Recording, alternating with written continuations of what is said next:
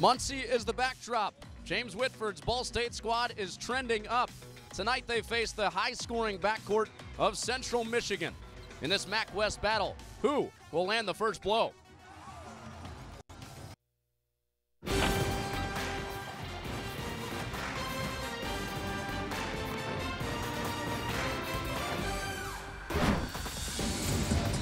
The scene is set for Game 5 of the conference season as Central Michigan infiltrates Worthen Arena and takes on the Ball State Cardinals.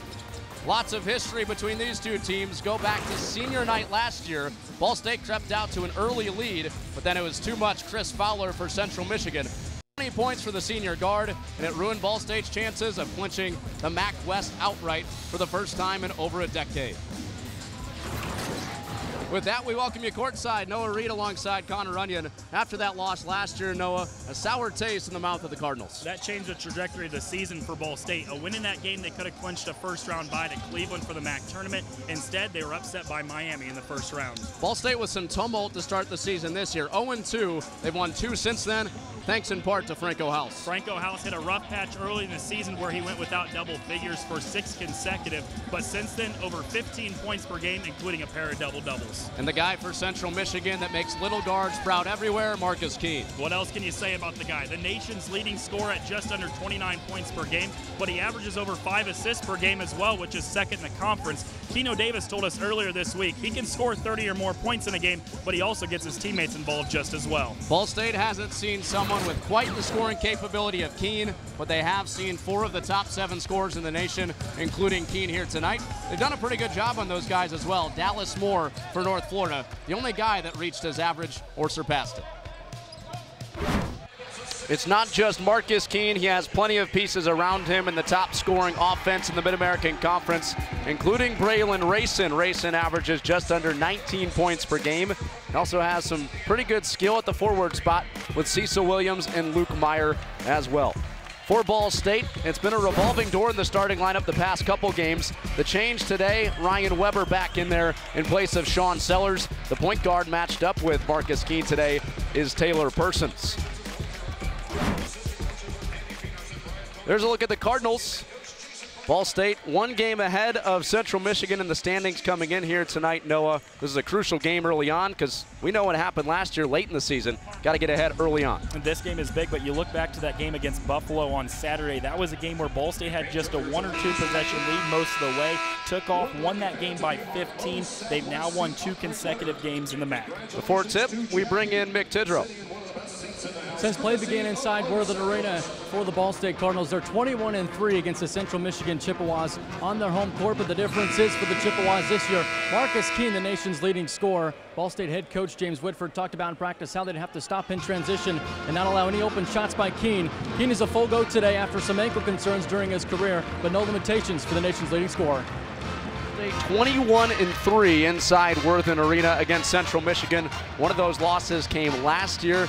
This is a tough place to play for anyone in the conference, but in particular, it's been a house of horrors for Central Michigan. Central Michigan has never won 2 consecutive games on the road against Ball State. If they were to do that tonight, that would be the case. A 2nd consecutive win after ruining Ball State's senior night a season ago.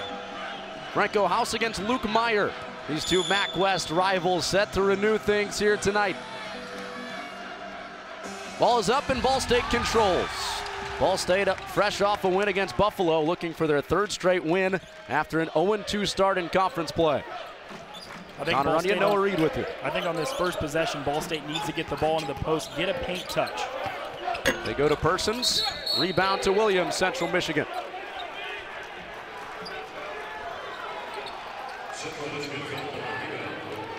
That's something to keep our eye on. Central Michigan, one of the worst rebounding teams in the conference, finally got in the positive column against Toledo, but Ball State's been pretty good on the boards this season.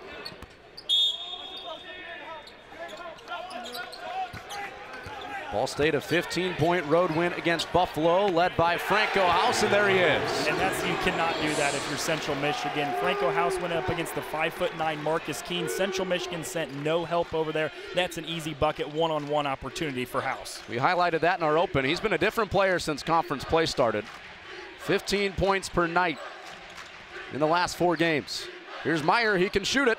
And he knocks it down, and Central Michigan's up 1. And that's probably the least of Ball State's concerns, really, is Luke Myers stepping out and hitting that jump shot just because of the backcourt that the Chippewas have, but that's something that they have to be aware of. He can step out, knock down that shot, put it on display on that possession.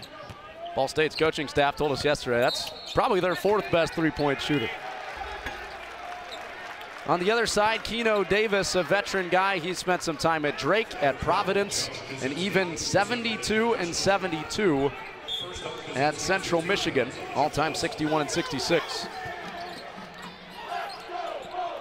Ball State looking for the lead back with Kiapaway. And that's a pretty extra pass. The skip pass out of the post, one more to Kiapaway, wide open left wing three-pointer. He was able to put it down.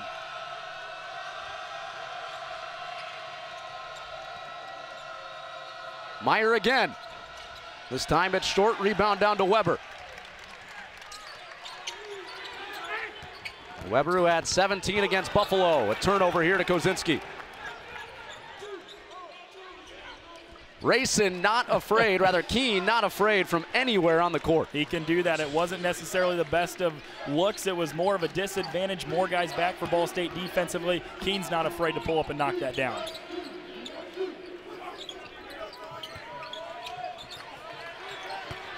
Ball State with Moses in the post, muscles in, and Ball State has the lead back. That's part of Trey Moses' game that has been much improved in his sophomore season. Put on some muscle. Keene again, this time an air ball. James Whitford in his 4th season on the Cardinals sidelines. These two programs have had a lot of parallels. 5 years for Keno Davis, 4 years for James Whitford. And year 3 under both coaches have been the charm. And that's just it, exactly. A couple down seasons the first 2 years, but the 3rd season has been that good luck charm. Both 20-plus win seasons. Central Michigan will get out and run. They do so here with Keene. There's Rayson on the pole. It's long.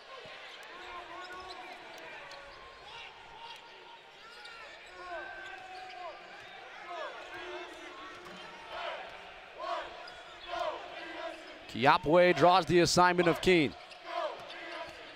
Williams spins in, blocked by Moses. Meyer has it back.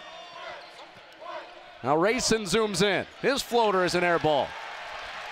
Pretty good job there in the first couple possessions for Ball State against Keene and Rayson. Kiapaway, the answer. Got it. Timeout, Central Michigan.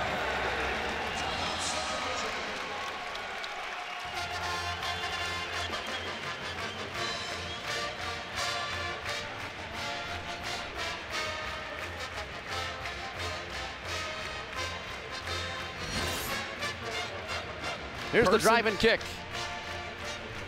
Francis Kiapaway knocking down the 3, one of 7 Cardinals in double figures against Buffalo. He has Ball State out to a 4-point lead here against Central Michigan. And that was a great job. The defense created the offense for Ball State.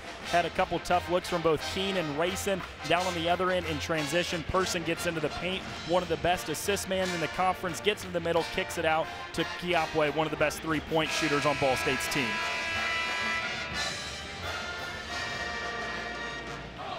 So Kiapaway with 2 early triples and Ball State up by 4.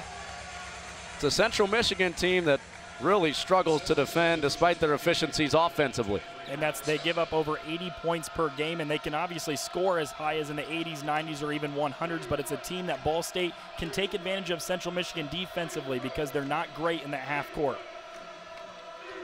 Keene using a Scott screen. Rims out to House. Keene will hit some of those, but those are some tough shots that Ball State is forcing him to have to take. Persons pulls, he knocks it down.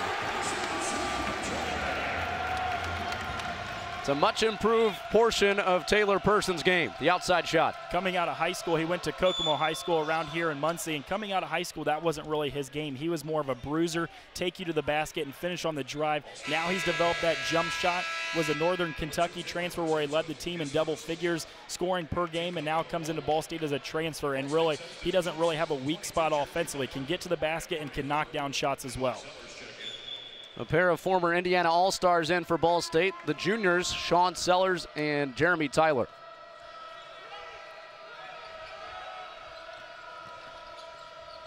There's Williams.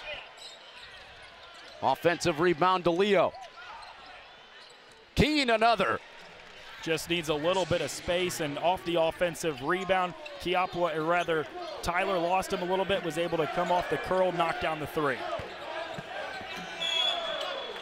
Moses travels, give it back to Central Michigan. Ball State with a 4-point lead, powered by the three ball. It's been all threes for Ball State early, 3 3-pointers.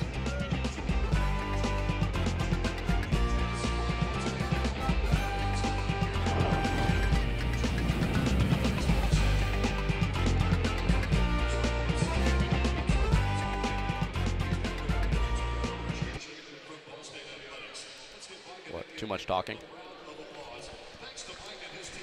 Too much? Back there.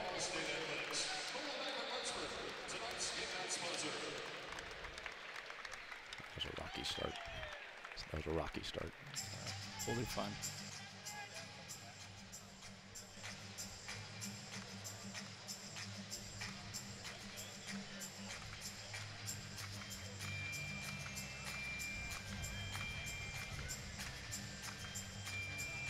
What do you like coming back?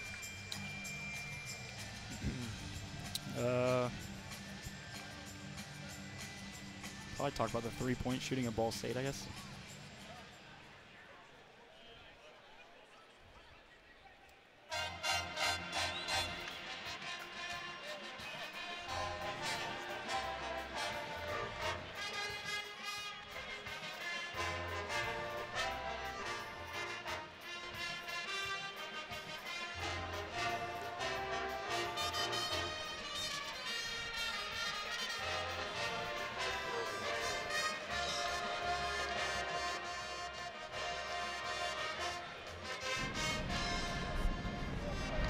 Welcome back to Muncie. The three ball has powered Ball State to a 13-9 lead over Central Michigan.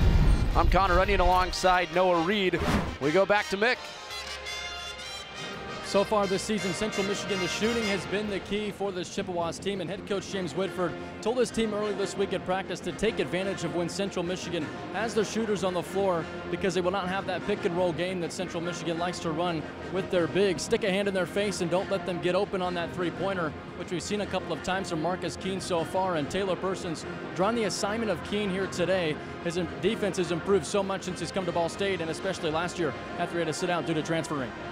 Hand in the face of Marcus Keene, it doesn't really matter, Noah. He has 6 points. Both of his shots have been contested. And that's exactly it. He's going to hit some of those regardless of if you're pressuring him, whatever it may be. He scores almost 30 points per game for a reason. They're not all easy. Defenses know how good he is. They key in on him, but sometimes it just doesn't matter. He's going to get his points one way or another. Ball State has to realize that, limit his opportunities, and I think even though he's knocked down a couple three-pointers at the beginning of this game, they've done a nice job. He's missed a few, even airballed one. They've done a nice job of really getting a hand in his face and contesting him. Noah, we talked before the game, and I said, how do you stop Marcus Keene if you're Ball State? You said, I have no idea. Most defenses have had that problem. I was going to say, he's scored over 30 points 10 times this season, has been in double figures every game. I think if you ask anybody, the answer is going to be the same. I don't know how to stop the guy. So is it more of a containment than stopping him?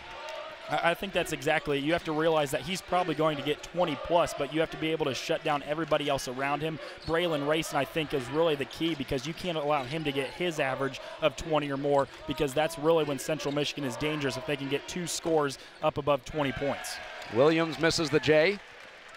Ball State by 4. 1 game up in the standings on Central Michigan, and Persons expands the lead to 6. And that was just great awareness by Persons, because he flew around the first defender, but the second defender came from behind. He was able to alter his shot with a little bit of a pump fake and then go up with it. Sellers on the steal for Ball State. There's Tajay Teagan for the first time. Persons' jumper falls flat. Ball State trying to avenge that loss last year here against Central Michigan. David DeLeo with the triple. Ball State head coach James Whitford tabbed him as an elite three-point shooter. He said, we have to guard him the exact same way we guard Sean Sellers or Ryan Weber on our team. Those guys can flat out shoot the ball, and so can DeLeo. DeLeo, the freshman, averaging double figures. Tyler. Ball State relying heavily on that three ball here early.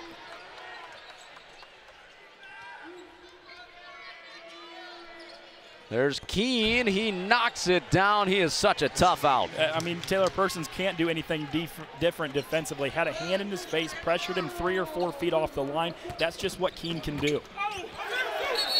Keene on the defense there.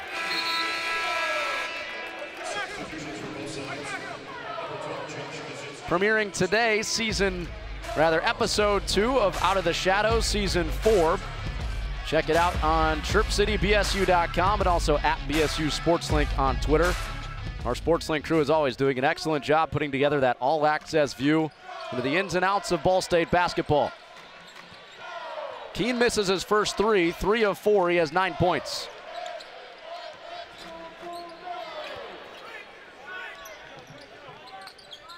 House the jumper. Got it. He's played some of his best basketball in conference play against Central Michigan. Had 23 the last time these two teams met up in March. And confidence is just the difference right now for Franco House. Went through a rough patch earlier on in the season, but now has had 2 double-doubles in the last 4 games. A guy who with that size can step out and knock down a 15-foot jumper. My goodness, Marcus Keene with his 4th 3 falling down. I think you could play a triangle and 2 on him, put 2 guys on him. We'll probably still have 20. Teague the jumper. And if Teague can get that jumper going, I think that just makes him all to that much more dangerous because of how athletic he is. He's able to beat you off the dribble, take you all the way to the basket. But if he can step out and knock down that, it makes him that much tougher to defend. Rayson, the second of that dual backcourt for Central Michigan. Once you let your guard down on one of the two, Rayson and Keene, the other can hurt you. Sellers 3 too strong, and Rayson trucks Kiapaway out of bounds to Central Michigan. Connor, we were just talking about Rayson and the ability to kind of try to handle Keene and not necessarily shut him down. That was the first bucket of the game for Rayson just in that last possession. I think the biggest key for Ball State is containing him. Go ahead and let Keene get his 25 or 30, but if you can contain Rayson and hold his offensive opportunities, that's where Ball State will have a lot of success. Either of those two guys can have their night. Sometimes both of them. Here's Hibbets, the 3. That skips off the rim. Hibbets tore his ACL in 2015. He's played sparingly against Ball State since then.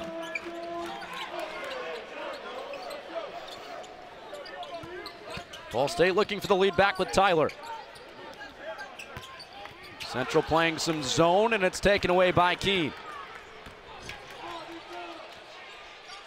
Keene steps in and pulls. Steph Curry-esque. Keene is dangerous from anywhere. Off the bounce is the point guard. Ball State down 4.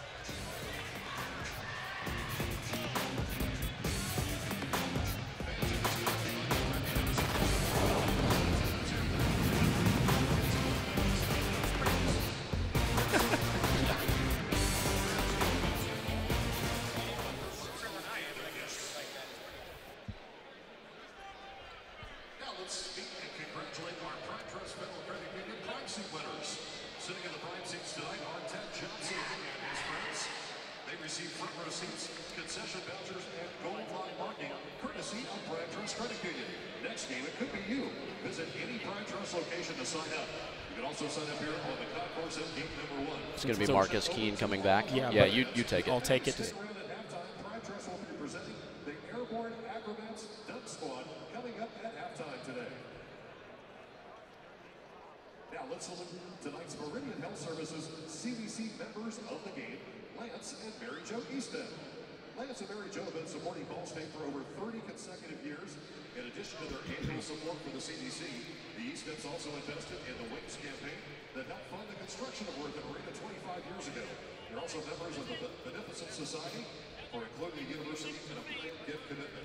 Lance in 1966 accounting and 68 MBA. Feel free to chime in whenever you want. Okay.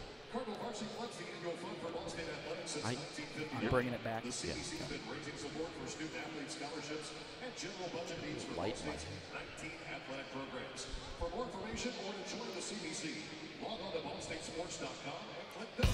He's the nation's leading scorer for a reason. Marcus Keene, 5 for 6 from downtown, averages just under 29 points per game. Ball State can have a hand in his face, doesn't matter. Able to pull up, knock down 5 3-pointers. Central Michigan's up by 4 because of it.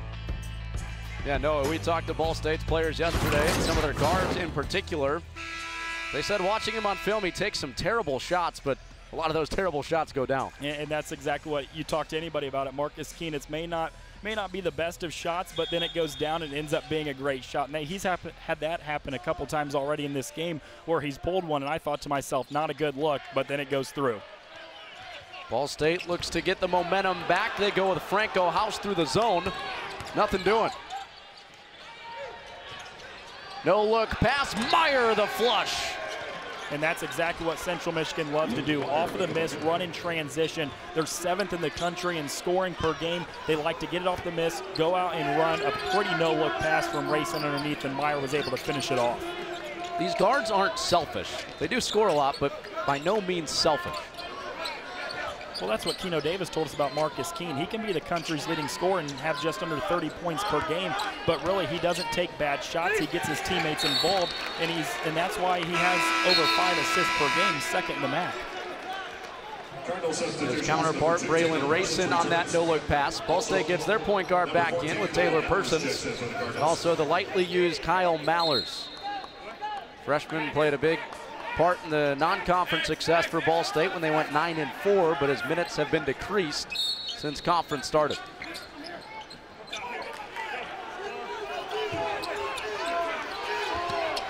Shot clock milking down. House at the buzzer. Great awareness by Jeremy Tyler. He saw the shot clock down to 3, didn't panic, was able to get into the paint. Help side defender came over, and it was a pretty dump pass off underneath to Franco House as the shot clock expired. Now Persons back into Shadow Keene. Racing, the lefty leaner.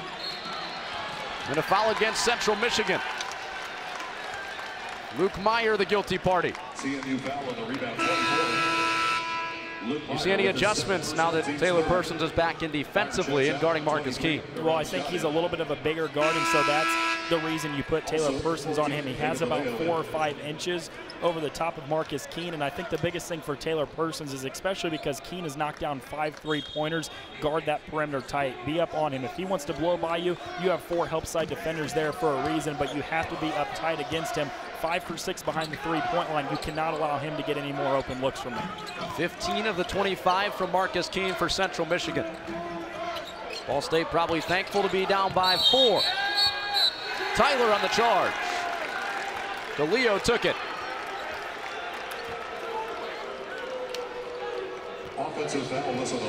Tyler has that great speed, but is known to get out of control every once in a while.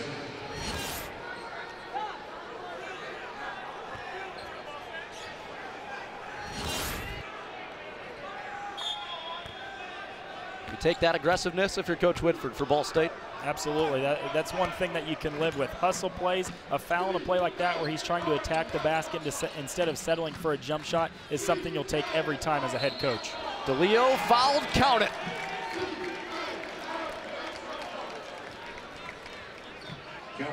Starting to see why the Central Michigan team is top 15 in the country in scoring.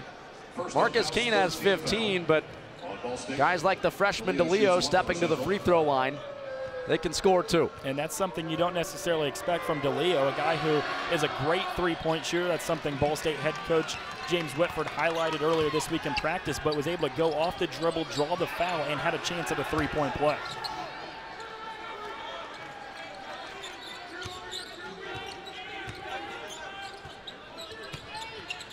Persons, the floater.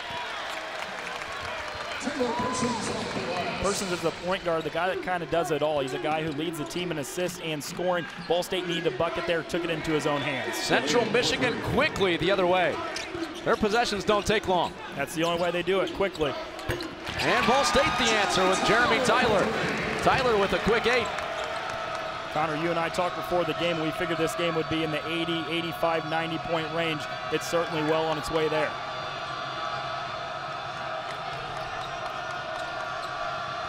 Central Michigan, the best scoring team in the conference, but also the worst team defensively. Ball State right in the middle in both categories, 6th offensively and defensively. DeLeo, as the clock milks down, gets his own miss.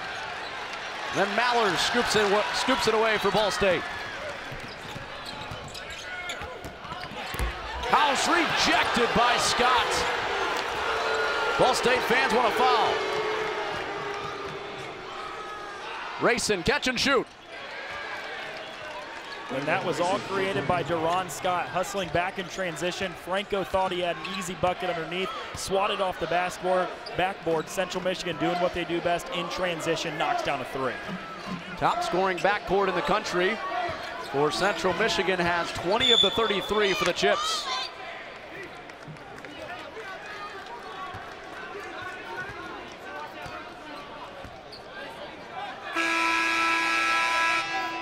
Ball State with size back in. Central Michigan with 9 threes. 27 of their 33 have come from distance. That's remarkable, though. For Ball State, 41 Trey Moses checks in. So 33 Ryan Weber for the Cards.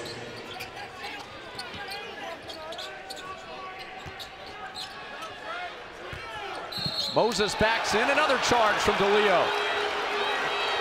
That's the second the freshman has taken.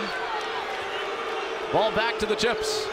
And if you're Keno Davis, you love that. A young guy coming into your program the first season, a freshman, took one on Franco House a couple possessions ago, does so underneath against Trey Moses this time. Had the mismatch Ball State did offensively with the much bigger Franco and Moses down low in the post, but DeLeo gets the position, able to take the charge.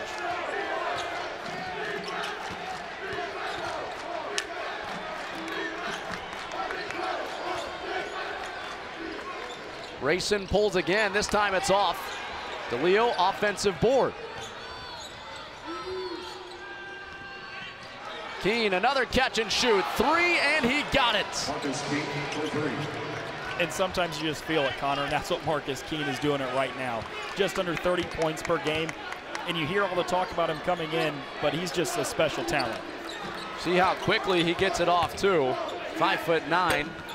Can't waste much time. Well, that's exactly what I was going to say. When you're 5'9" and you want to average 30 points per game, you have to have a quick release. There he goes again. That time probably ill-advised. When you score 30 a game, you get away with it every once in a while. Central Michigan getting it done outside, but also inside as well.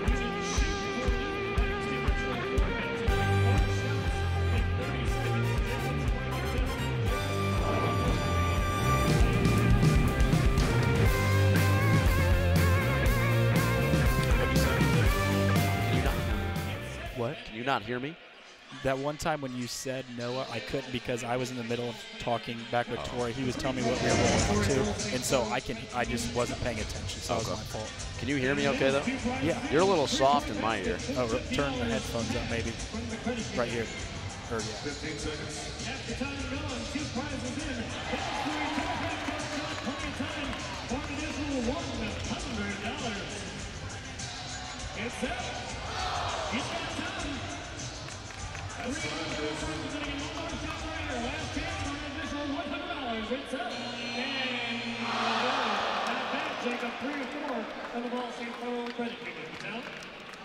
All right, let's make some other winners. Our Wicks winning row tonight is Go to the row of the Nest. Central Michigan's record book. Each one in delicious Wicks pie. See what their most threes in the game is. Plus, they have a new big hit in the Nest tonight. Who do you want to take, like when they do the highlights going to break? I can take them, that's fine. I was just looking at the wrong monitor. Oh, okay.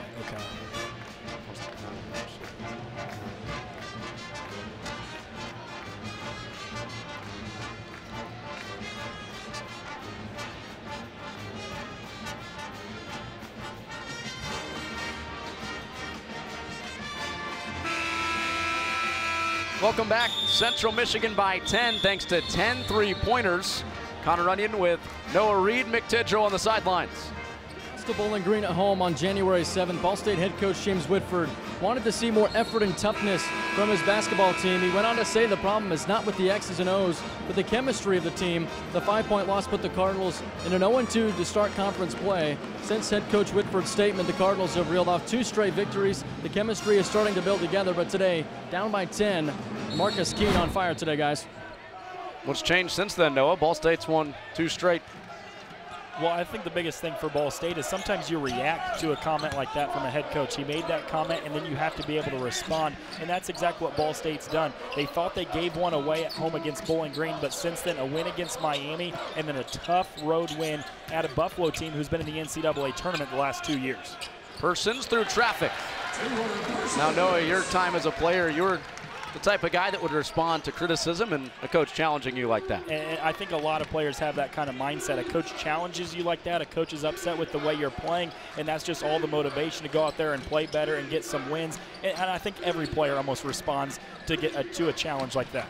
Ball State's had their hands full tonight. The leading scorer in the nation, Marcus Keene, has 18. But Ball State's out and running with Sellers. He scoops to the rim, followed by Teague. Not the prettiest on the putback, but it counts for 2. And that's a great job by Ball State to able to run out and transition off of the turnover. Sellers unable to finish, but Teague follows up right behind.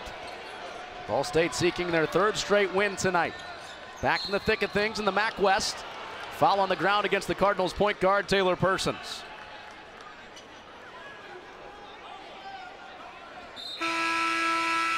Ball State foul number 2, Taylor Persons, with his 2nd and team's 5th. Kiapway back in, looking to perhaps give Ball State a boost. He had 2 early threes before going to the bench.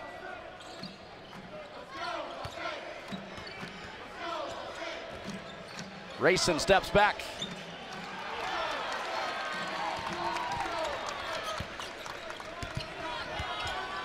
That's the one thing we've seen with Central Michigan as Kiapway drills a 2, foot on the line. And games can change in a hurry with them, with their fast pace.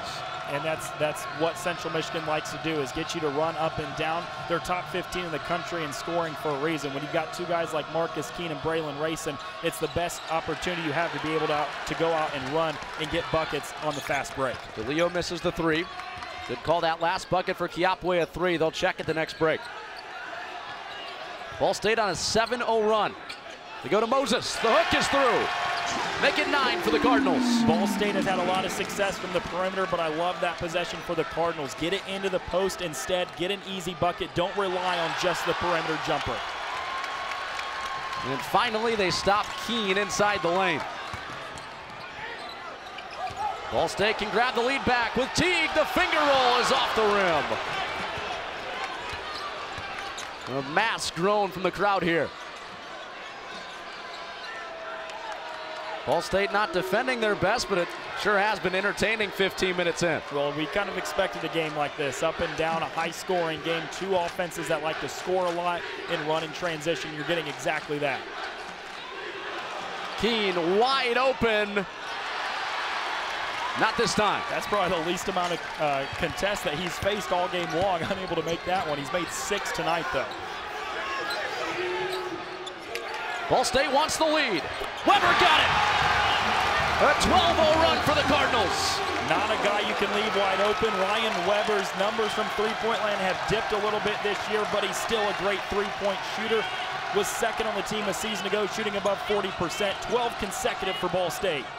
Keene trying to silence the crowd.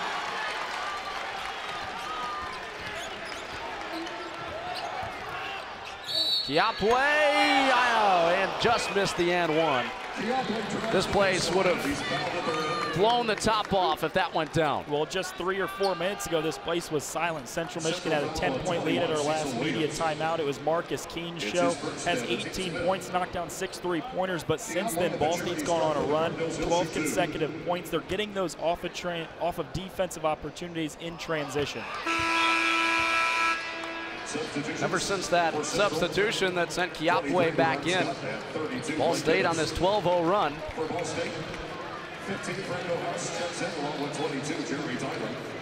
Ball State with 6 threes, Central Michigan with 10. Ball State by 2.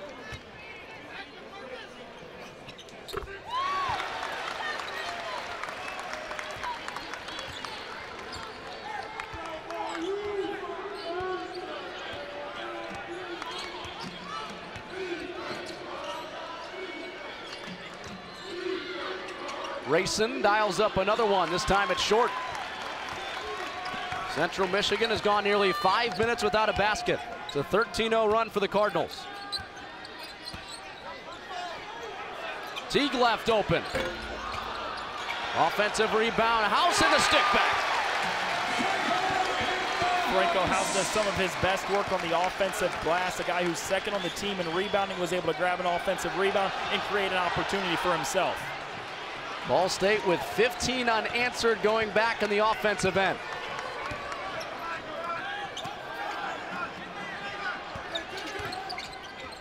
Tyler just inside the arc. Short, offensive rebound. House and a foul on Central Michigan. 15 unanswered for Ball State. 3 ball starting to work for the Cardinals.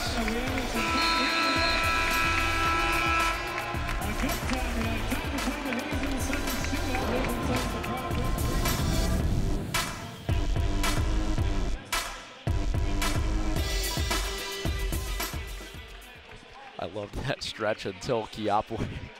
And I go, oh. It was a good stretch. That was really good. Yeah, it was fun. Did you see that? No. Yeah, thank you. Did that feel as awkward as it was? The Kiapway layup? No. No? I didn't even really. Didn't notice it.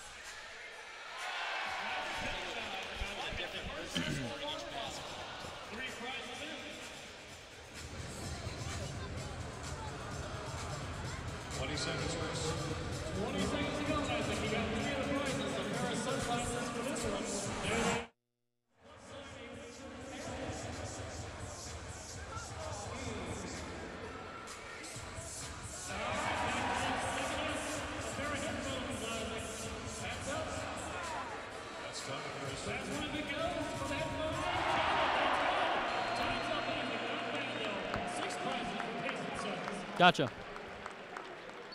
I'm ready.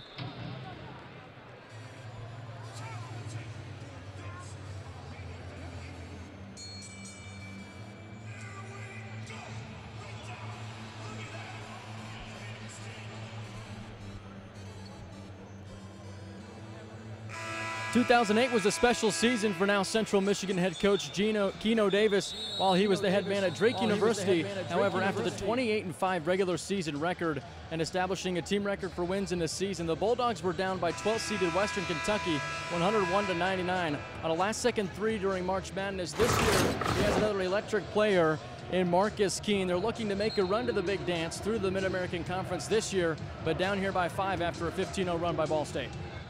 Thank you, Mick. Connor Runyon and Noah Reed back with you. And Noah, during that tournament, I'll always remember the look on Clayton Corver's face of Drake after that shot went in to sink the 5 seed. I remember watching that live in the pull-up 3 to win it for Western Kentucky. I was upset because that was on day 1 and I had a perfect bracket until then. That was a great tournament. That was when Steph Curry and Davidson made their run. 3 from Kiapway is off. Ball State on a 15-0 run. Moses can't finish. Ball State a game ahead of Central Michigan in the MAC West standing coming in here tonight. It's been a seesaw first half as Kozinski fouled on the ground. Basket does not count. Central Michigan, they started the game so hot, 10 threes in the first 10 minutes and have not scored in the last 7. What's going on? I think it's just Marcus Keene is not really getting as many good looks as he has early on in the game. He was hitting uncontested three-pointers, and when you start to hit those, then you start hitting the contested ones. But the Ball State defense, Taylor Person's out on the floor right now, but he came back in off the bench, and he was really a spark plug defensively, got a hand in Marcus Keene's face. You haven't seen Keene hit a jumper in about the last 6 or 7 minutes.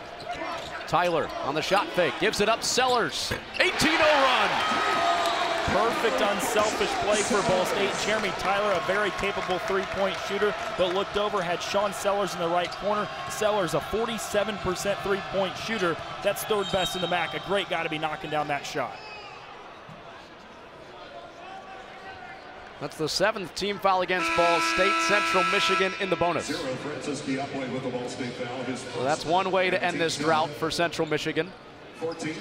Nearly 6 minutes. Chips are in the bonus. Number 3, Marcus Keene will try the 1-1.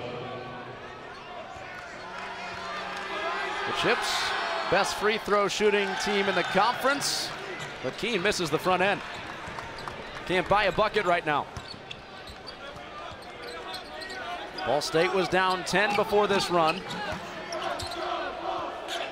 Looking to avenge that loss last year when they had a chance to clinch the MAC West outright.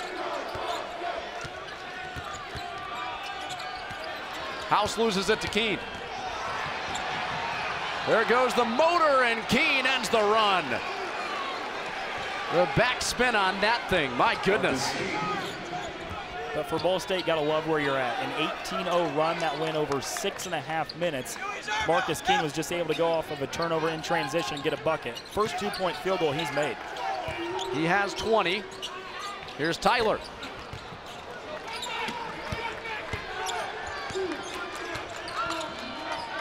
Kozinski, his first try, he buries it. Ball State was worried about him coming in. It's a guy who can knock down a jumper like that. A stretch 3 guy can bring the defender out. That time he didn't need much room to be able to knock down a 3. Just 3 points against Ball State last year, but he can score in bunches. Had 6 threes against Chicago State earlier this season. There's House on the hook. And in MAC play, Kozinski really hasn't shot the ball all that well. Just 23% behind the 3-point line in conference play, but he is a streaky guy. If he gets going, he can be troublesome for the Ball State defense. The perfect complement to those other 2 guards. I completely agree. You've got Keene and Racing guys who can get into the paint and draw so many defenders. 30 and 20 points per game for the 2 of those guys respectively. You need shooters outside when the defense comes in. Kozinski's a perfect guy for that fit. 5 straight Kozinski points have Central back within 2, but there's Sellers for the lay-in. Sellers had 32 points against Eastern Kentucky a couple weeks ago. Has been subdued since then, but a late first half contribution. Shot clock off here for Central. How will this entertaining first half end? Keene goes to work. No shot for Racing, and that is how the first 20 ends. Much to the delight of the fans inside Worthen Arena, with Ball State up by 5.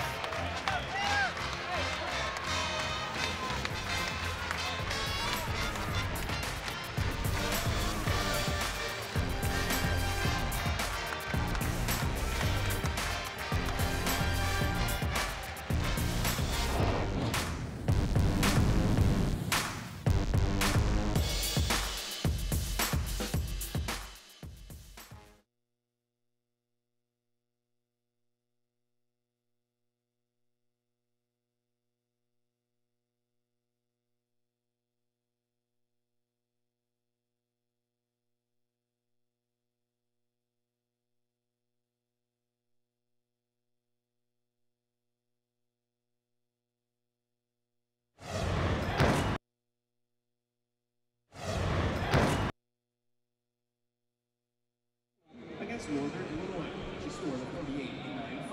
Her effort out, the Cardinals score 194-175 and route to a victory over the Huskies. Ball State gymnastics team returns to action Friday at Tri-D at North Carolina State with Mid-Bay. Pridemark Construction is proud to be a Ball State corporate partner. Congratulations, Ball State student athlete of the week, Caitlin Menzioni, Pridemark Construction. And now, fans, to begin our halftime entertainment, brought to you by Mermaid Pool Spa and Patio. Please welcome your code, Red Dancing. So, Tori, you want this toss to be about 10 seconds, right, for timing purposes?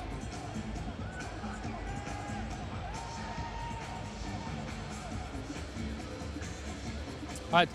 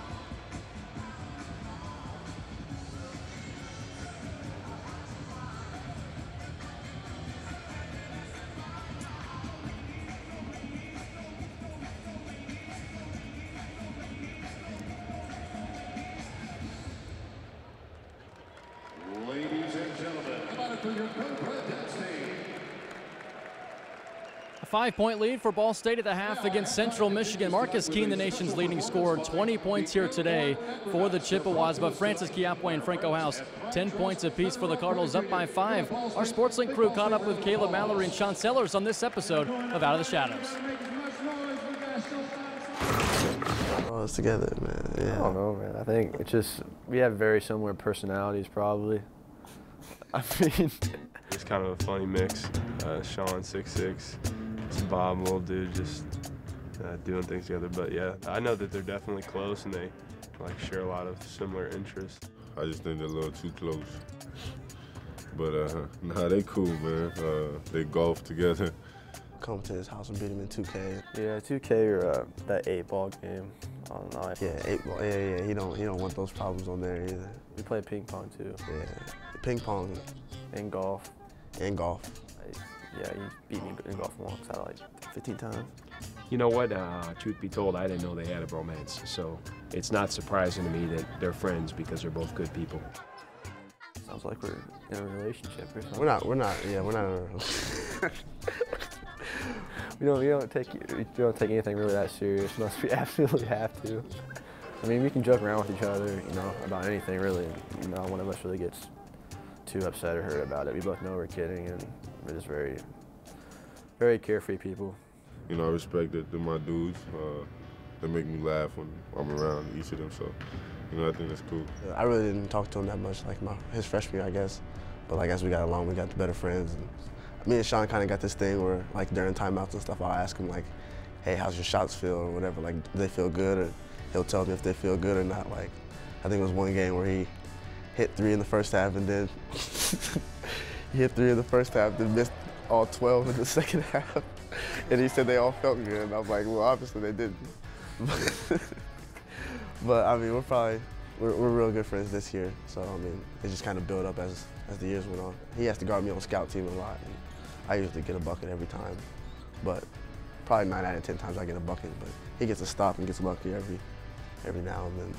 Yeah, Bob can't really shoot, so I usually just like to play off, and that usually does the trick. It's usually a scouting point on Bob. He doesn't dribble with his left hand either. Usually how it works.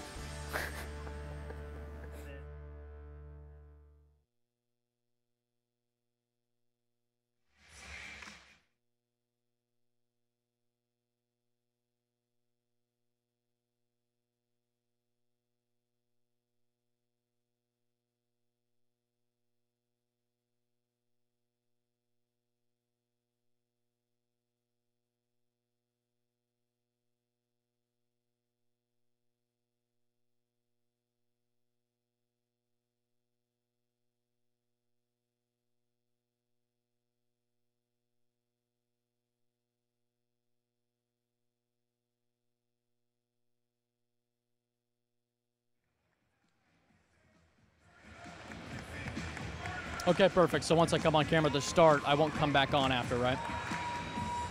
Okay, perfect.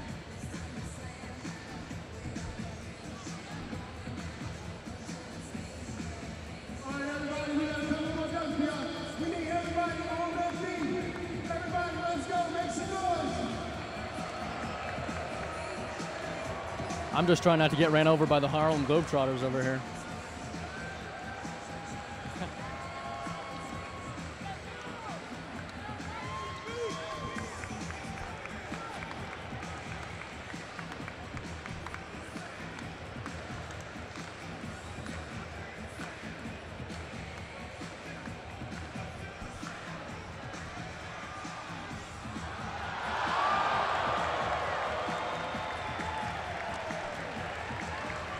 Perfect.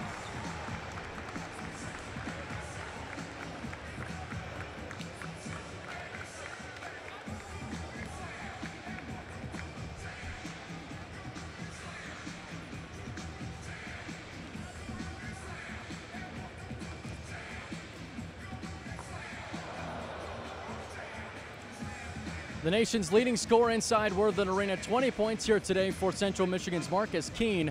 However, Ball State with the lead. It's Sean Sellers, Franco House, and Francis Kiapway with the advantage over Keene here today. But Central Michigan's had a lot of alums go through their program, especially the football team with Antonio Brown and Eric Fisher. They met head-to-head in the NFL playoffs with the Steelers and the Chiefs, but it was Antonio Brown getting the best of Eric Fisher in that game, 18-16 for the Pittsburgh Steelers against the Kansas City Chiefs. The Steelers now taking on the New England Patriots in the AFC Championship game, with those two going head-to-head. Central Michigan proud of their alums here, but in the basketball arena, it's 48-43. Ball State on top of Central Michigan.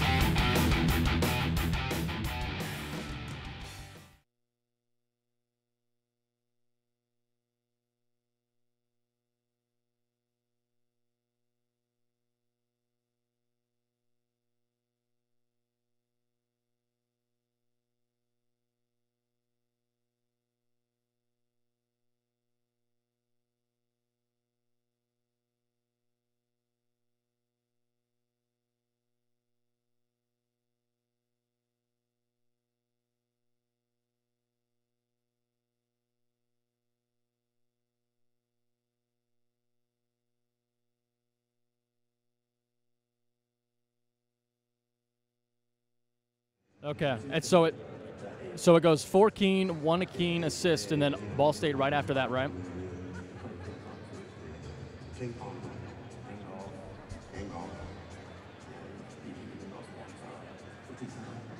know what? Truth be told, we have moments, so it's not surprising to be friends because you're both good people. Nope, that's perfect. House, rebound, and putback. Hey fans, be sure to visit any of the Quincy Burger King locations this basketball season. Burger King is proud to sponsor family games and select men's and women's home contests. Just pick up a voucher exclusively at Burger King, and you can save big money when you bring your family to Worthen Arena this year.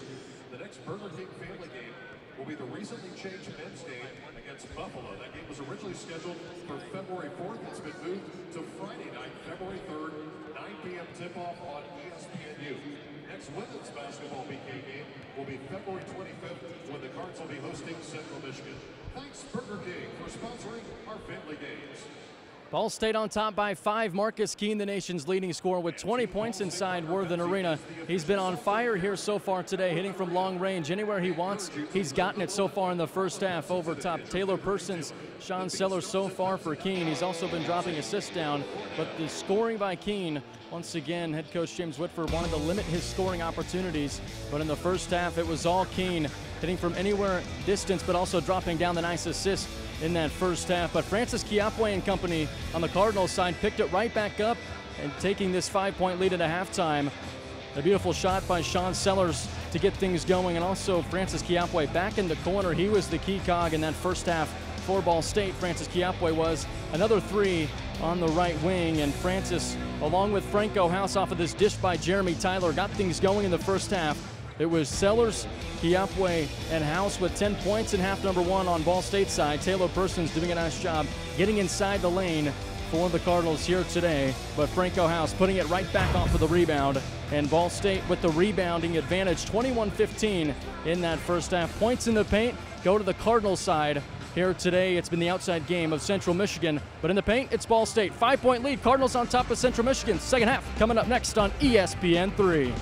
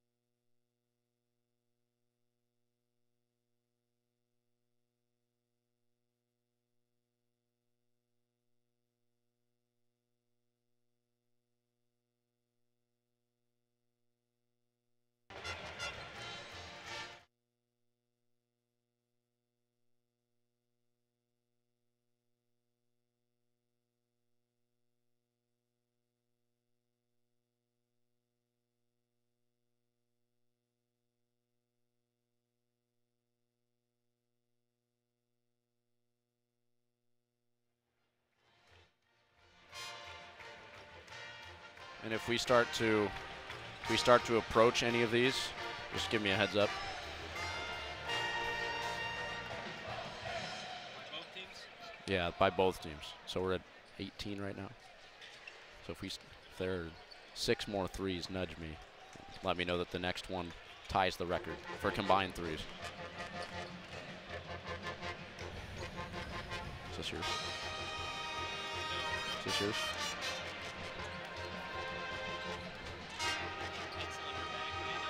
I should. Should be in this top pouch.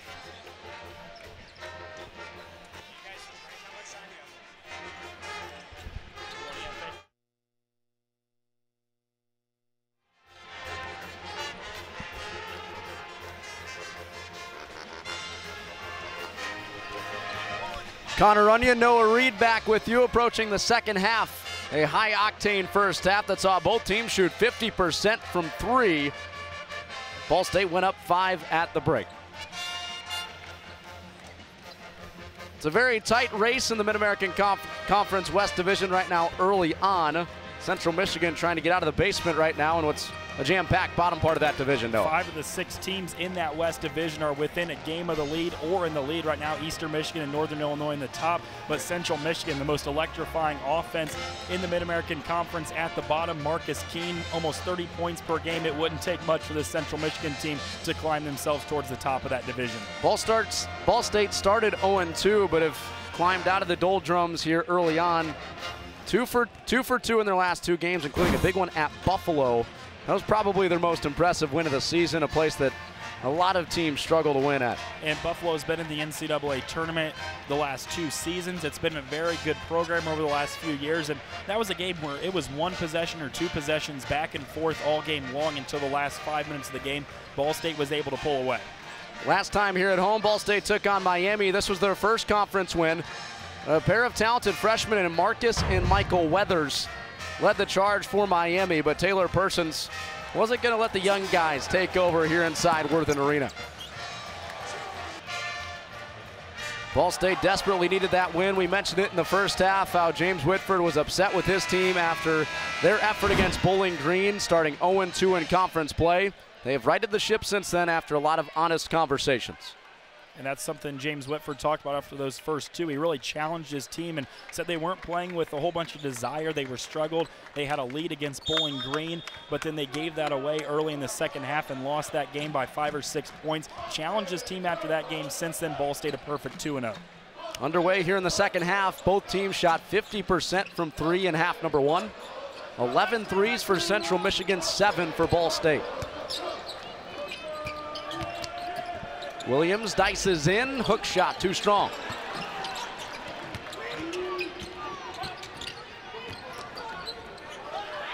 Meyer the triple.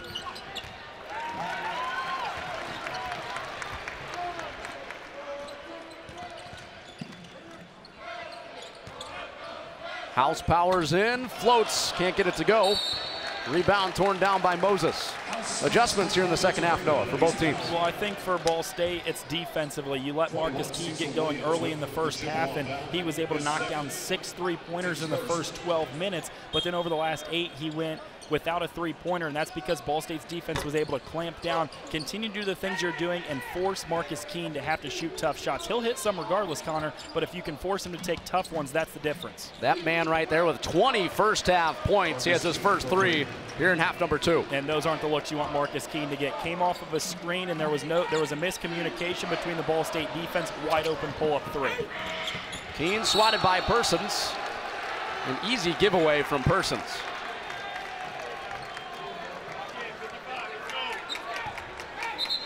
So at this point, you're kind of conceding that he'll get toward that average of 28 points per night. So just a matter of making sure the supporting cast doesn't hurt you if you're Ball State. And especially Braylon Rayson. He only has 5 points right now. When you have the nation's leading scorer at almost 30 points per game, usually your second leading scorer is around that 10 to 12 mark. Well, Braylon Rayson averages almost 20 per game. He's been held in check. Only 2 field goals, has just 5 points. I think that's the key for the Ball State defense. Weber whisks it away. Taken back by Kozinski.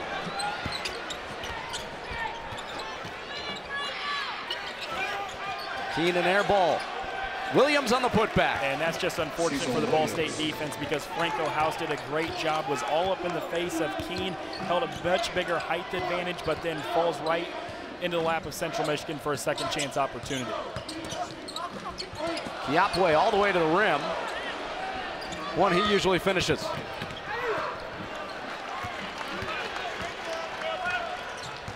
Persons rumbles forecourt.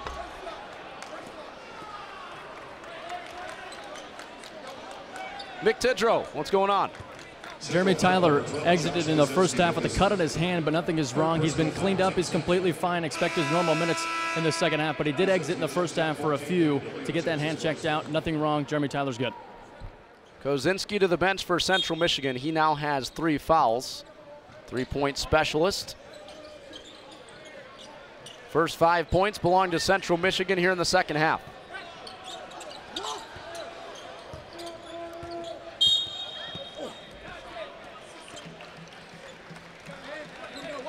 We know the perimeter presence of Central Michigan. Now, we talked adjustments at the break. Should Ball State probably explore going to Franco House in the post with that size advantage? I think so, and Ball State shot great from the perimeter in the first half, 50%. They hit 7 3-pointers on 14 attempts, but really where those good looks come are getting the ball inside the Franco House, kicked out just like that. House pushed over the back of DeLeo. And I don't think Ball State should fall into the trap of wanting to shoot from the perimeter just because they had a lot of success in that first half shooting the 3 ball. If you can get it into the paint, I think that's where Ball State is able to excel, especially down low. Franco House, it has a lot bigger of a body width. He's a nice guy to get the ball down in the post and make some moves. Just so much brute strength down there in the post. We've seen Ball State kind of live and die by those threes at points here this season. Central Michigan, assuredly. Last 2 seasons for Central, they've broken their own program record in 3-pointers attempted, well on their way this season as well. It's his 3rd team second.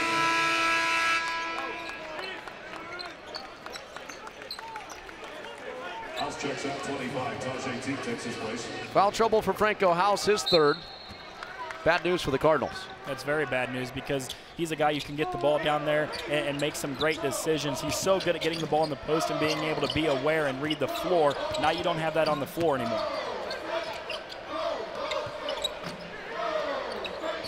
Williams chucks it up. If he starts hitting, you're really in trouble. Well, he's 45% on the season, but only on 20 attempts. He's not necessarily a high-volume shooter, but if he's open, he can knock down a 3-pointer. Number 2, Moses fouled. With the Central Michigan foul, that's his 1st and the team's 4th. Cards into the free throw line, 41. Wasn't always a staple for Keno Davis teams that they would chuck up threes at this rate, but coming to the Mid-American Conference, he wanted to get McGuirk Arena and Mount Pleasant energized, and done a pretty good job of that. Well, when you have a guy like Marcus Keene who can shoot the 3-pointer the way he does, he's hit 7 3-pointers in this game alone. Braylon Rayson as well, the other guy in the backcourt for Central Michigan. Those are 2 high-volume 3-point shooters and high-volume makers as well from behind the 3-point line. Moses has 5 for the Cardinals.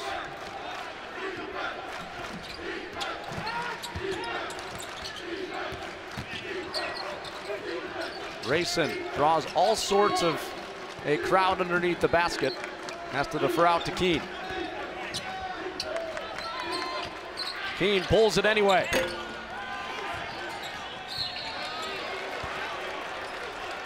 Foul against Ball State. And that's about as good of a job defensively as Ball State can do, forcing Keene to have to take about a 25-foot fadeaway step-back jumper. Persons right in his face, but the bounce comes right back out to Central Michigan. Persons tries to hustle it down, gets whistled for a foul. Those were the shots in the first half that were going down for him. Oh, everything that he put up in the first half was going down.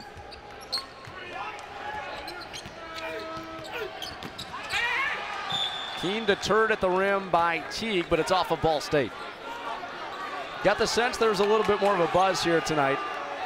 Anytime you can attract the leading scorer in the nation to come in here. Got a lot of people that want to see him, perhaps before he makes that next step to the NBA. I think so, and it's cool for Ball State people to be able to see something like that, a guy come in, the nation's leading scorer, and he's put on quite a show. Racing the hesitation. Too strong.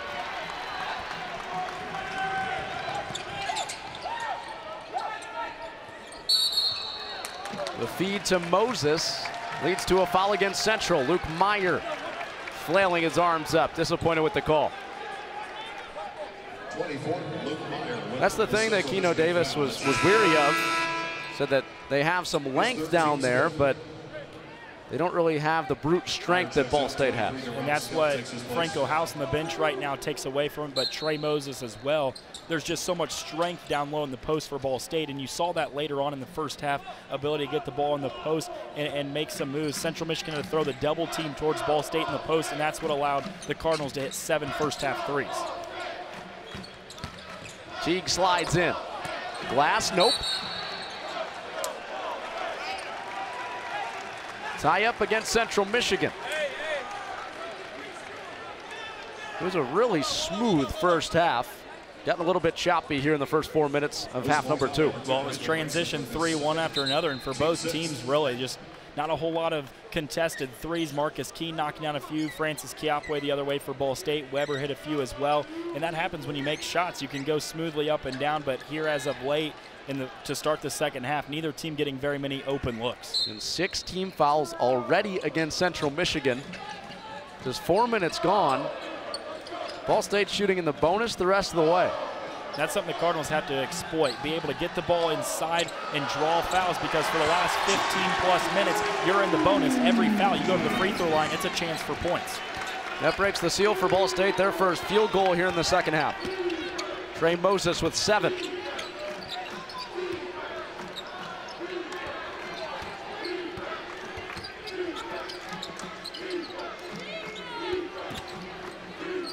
Racing, the man draped all over him. Another tip out to the Chips.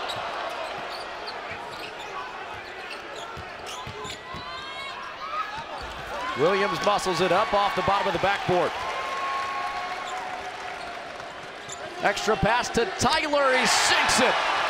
Ball State's on a 6-0 run. Perfect unselfish play for Ryan Weber. He's a great three-point shooter, caught it in transition, but looked one more pass ahead, a wide open Jeremy Tyler.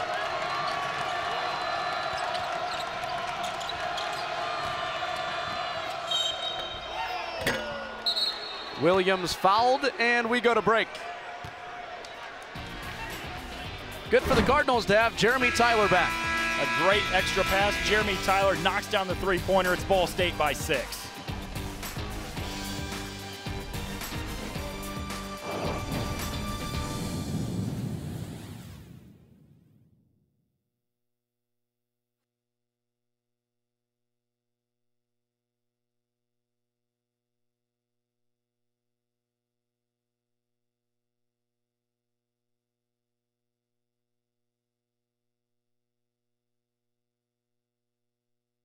Trammell. Dennis Trammell.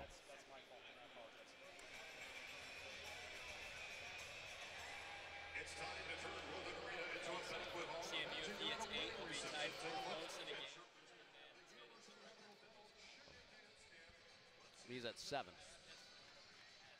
Okay. Hey, I'm going to pour just a little bit of this into mine. Okay.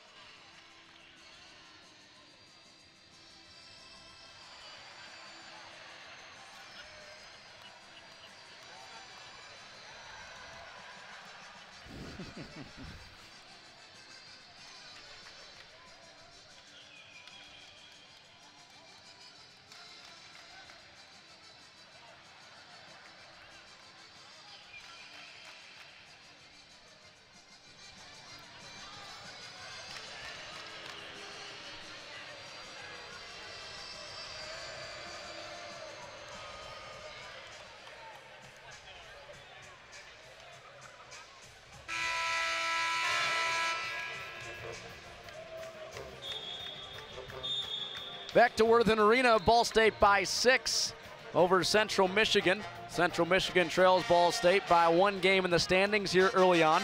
I'm Connor Onion alongside Mick Tidrow. Well, Mick Tidrow on the sidelines, Noah Reed by my side. know your evaluation of how this basketball game here in the second half has gotten a little bit choppy. Well, it's a lot different than the first half, and that's because I think the defenses on both sides have improved a little bit. You saw early on in the first half, Central Michigan, Ball State, both teams just in transition, getting wide open threes. Marcus Keene, the nation's leading scorer, wasn't seeing any defense from Ball State thrown his way. That was obviously a key adjustment for James Whitford heading into halftime, was making sure he didn't get many open looks. He has knocked down 1 3-pointer through the first 5+ minutes this second half, but it was contested. Ball State's defense has done a much better job. Williams at the line for Central Michigan. That was probably the biggest problem for Ball State. Their opening losses to Kent State and Miami defensively. Allowed 100 to Kent State, and then the lackluster offensive team in Bowling Green allowed 76. Have they gotten that corrected fully? I wouldn't say fully yet because it's going to take more than 2 games, but it's definitely a work in process, and it's improved, no question about it, over the last week for Ball State. They want that staple to be their man-to-man defense. Have sprinkled in some 1-3-1.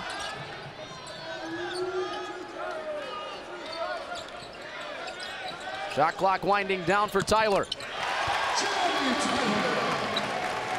And a great off-the-ball read from Jeremy Tyler. Came from the opposite corner, flashed into that high post where nobody was, found himself with an open 15-foot jumper.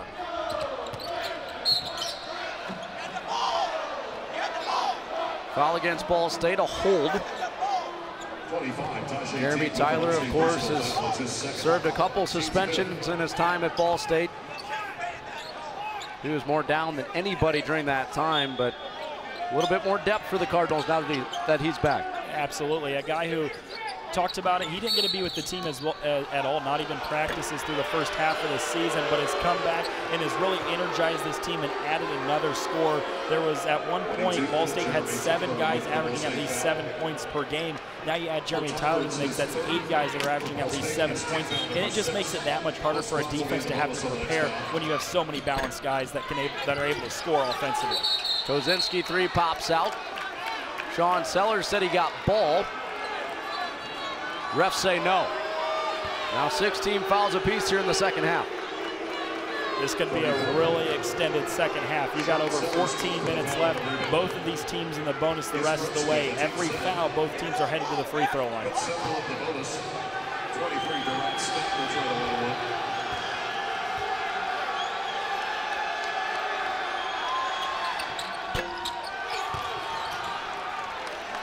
Central Michigan continues to struggle at the free throw line, now 1 for 5. As a team, they shoot 77%, top in the conference. They've been hindered by the foul line tonight.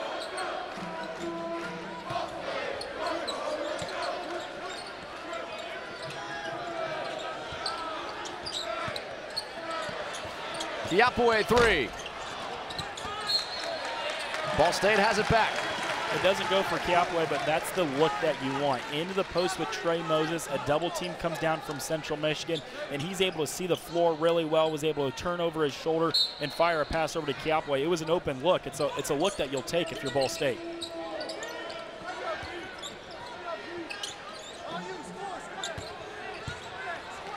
Moses in on Scott. The pivot and the finish. That time Central Michigan, no double team. Moses sees that, able to take advantage himself and get the bucket. How about the evolution of his game as a sophomore?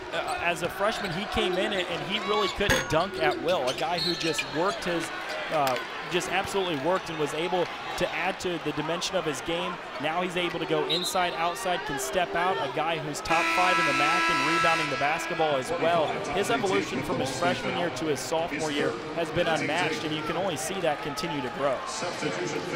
That's Trey Moses, who has to go to the bench. The guy we were just talking about. Yeah, defensively, he was a really nice piece for the Cardinals last year. Remember that game against Valpo? He had 4 blocks. An upset win. Shot blocker all season long as well. Wasn't really until the CIT where he emerged. Double-double against Tennessee State in the first round. For much of the season this year, he's averaged a double-double. That's what I was going to say. The CIT started it. He almost averaged a double-double. You talked about the one game he had, but he averaged 13 points and 8 rebounds in that stretch against the CIT, and then had a 12-game stretch from late November to early January this season where he was averaging a double-double as well. House spins in. A tie up and a jump ball. Central Michigan possession. That offensive rebound for Franco House. He's now tied for 5th all-time in Ball State history with the Cardinal legend Paris McCurdy. Part of that 1990 Sweet 16 team. They switched the arrow to Ball State. Hadn't switched it last time. Kiapway rings it up. Yeah, but that's good company to be in, Paris McCurdy. Of course, the play that always haunts him is against UNLV in the Sweet 16. Couldn't get a shot off at the buzzer. Keene has it deterred. Ball State was down 2 against UNLV with about 20 seconds to go, and UNLV ended up being the national champions. Ran away with every game the rest of that tournament as well. Ball State was the closest game they played that entire NCAA tournament. Actually, Greg Anthony, the great guard for UNLV that year, as Kozinski airballs a 3. Greg Anthony, the great guard for UNLV, wore a Ball State hat when his team played in the Final Four, just to remind his teammates just how close they were to extinction in the Sweet 16. Of course, not during the game. No. No hats during the game. Ball State by 8 in a sluggish second half. After a suave first half that saw both teams shoot 50% from 3.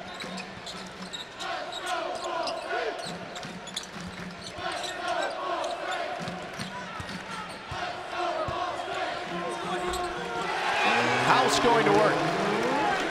Immediately comes off the bench and makes an impact, and if you're Ball State, that's got to be the go-to the rest of the game. Go into the post and let Franco House go to work. Because of his awareness, his basketball smarts, he knows whether he should be making the play himself or finding a teammate out on the perimeter. Now the anxiety creeps in for Ball State. 4th foul against their big man. Only 2 foul outs for House this year. He dished out 5 fouls in the game 7 times last year.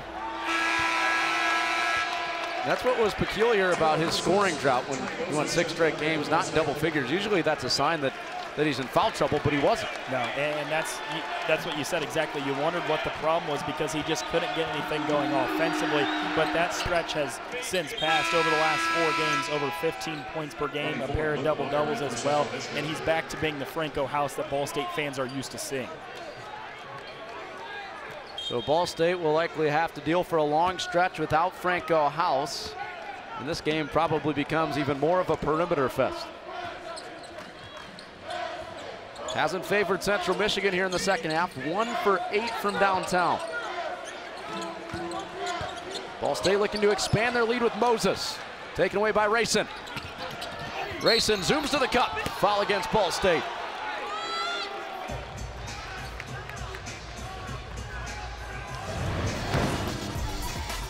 House with 4 fouls, but getting it done on the offensive end while he hasn't been hindered by those 4.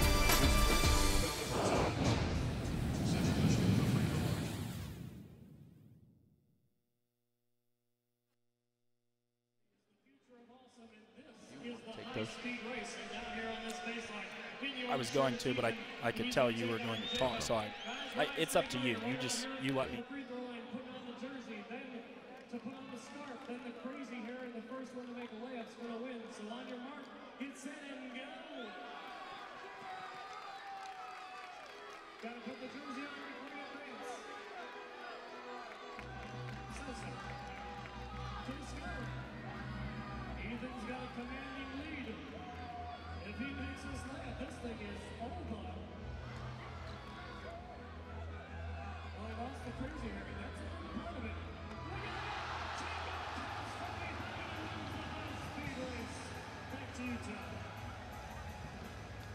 All right, let's make some more people happy. Check out our Hoosier Lottery Everyone's fan sitting in section C, row C. You're taking Hoosier Lottery tickets thanks to the Hoosier Lottery.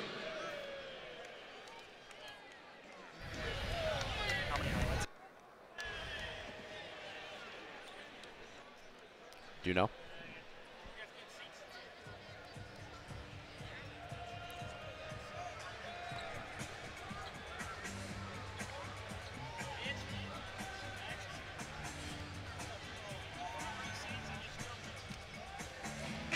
Franco House with a team-high 12 points, a large reason why Ball State, after once trailing by 10, is up by 9 points. Now off the offensive rebound, goes up strong, finishes, but Connor, he does have 4 fouls now in the game, most recently taken to the bench. How does that impact what Ball State does moving forward with a 9-point lead? I think you still have to go inside to the post a little bit more, but I wouldn't be surprised if this game turns more into a perimeter game, especially for Ball State, because they shot the 3 ball so well in the first half, knocking down 7 of their 14 attempts. They tried to go into the post more with Franco House, the team's best player, but with him on the bench now, it becomes a little bit more of a perimeter game, but I don't think you go completely away from the post. Ball State still has to get it in there because that's where the good perimeter jump shots come, the in-out kicks from the post. Ball State has led since the 4:39 mark of the first half. Central Michigan led by 10. Then Ball State responded immediately with an 18-0 run. Haven't trailed since. Crucial game in the MAC West here early on in the conference season. Ball State 1 game up on the Chips.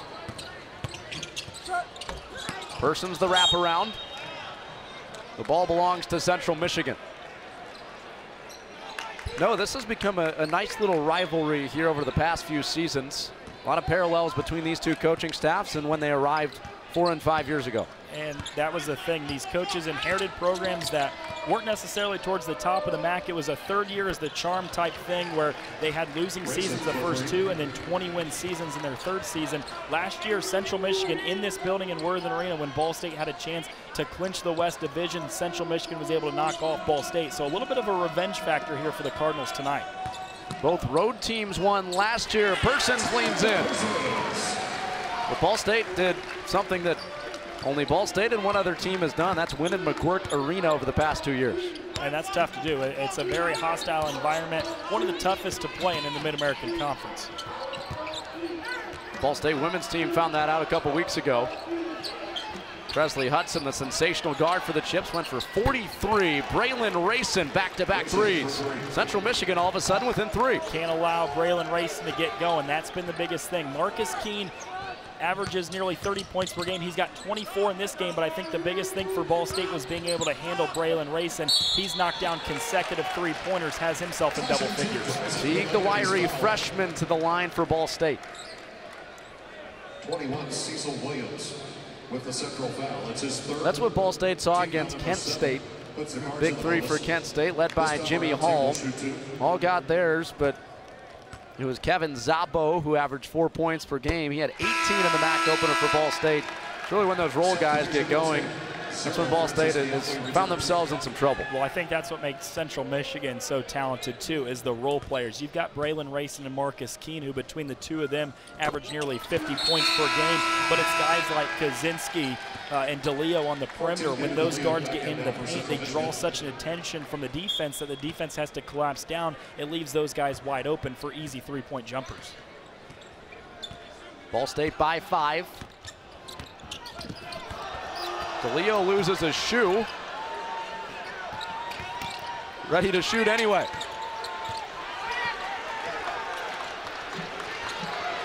Ball State on the break with Persons. Clear path.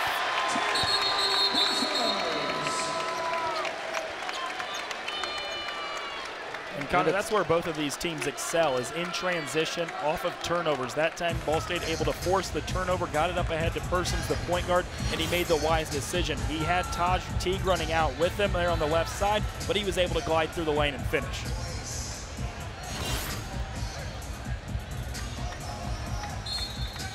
A little bit of a motivational factor, and Taylor Persons coming in against 2 of the best guards in the league, looking to prove himself. I think so, because I think he holds himself to a high standard, as he should. He's really been a difference in this Ball State team. They've struggled at the point guard position the last couple of years. He comes in and makes an immediate impact, averaging over 15 points per game, 5 assists per game, and all you hear about is those two guys, especially guard play in the conference. It's Marcus Keene and Braylon Rayson as well all season long that you hear about those two guys, but Taylor Persons making a name for himself as well. Shot clock issue here in Worthen Arena. That's become a tradition. Highest scoring tandem in the country, Marcus Keene and Braylon Rayson. 24 for Keene, 2 for Rayson. That's not the worst that Ball State could do. I think Braylon Rayson, it has to be the most the least talked about 20-point per game score. When you have the nation's leading score at 30 points per game, kind of you get shuffled underneath everything else, but it's still a guy that's 20 points per game. He's third in the conference in scoring as well. Just doesn't get highlighted as much as Marcus Keene does. Moses doesn't care. He snuffs out the shot from Rayson. Now Teague. Scramble one by Central. Look out for Keene, the nation's top scorer. That's long. Keene with 7 triples here tonight and 24 points. Taylor Persons a little bit out of control. Goes on the defense against Keene. Chippewa foul number 3, Marcus Keene. His first team foul number 8.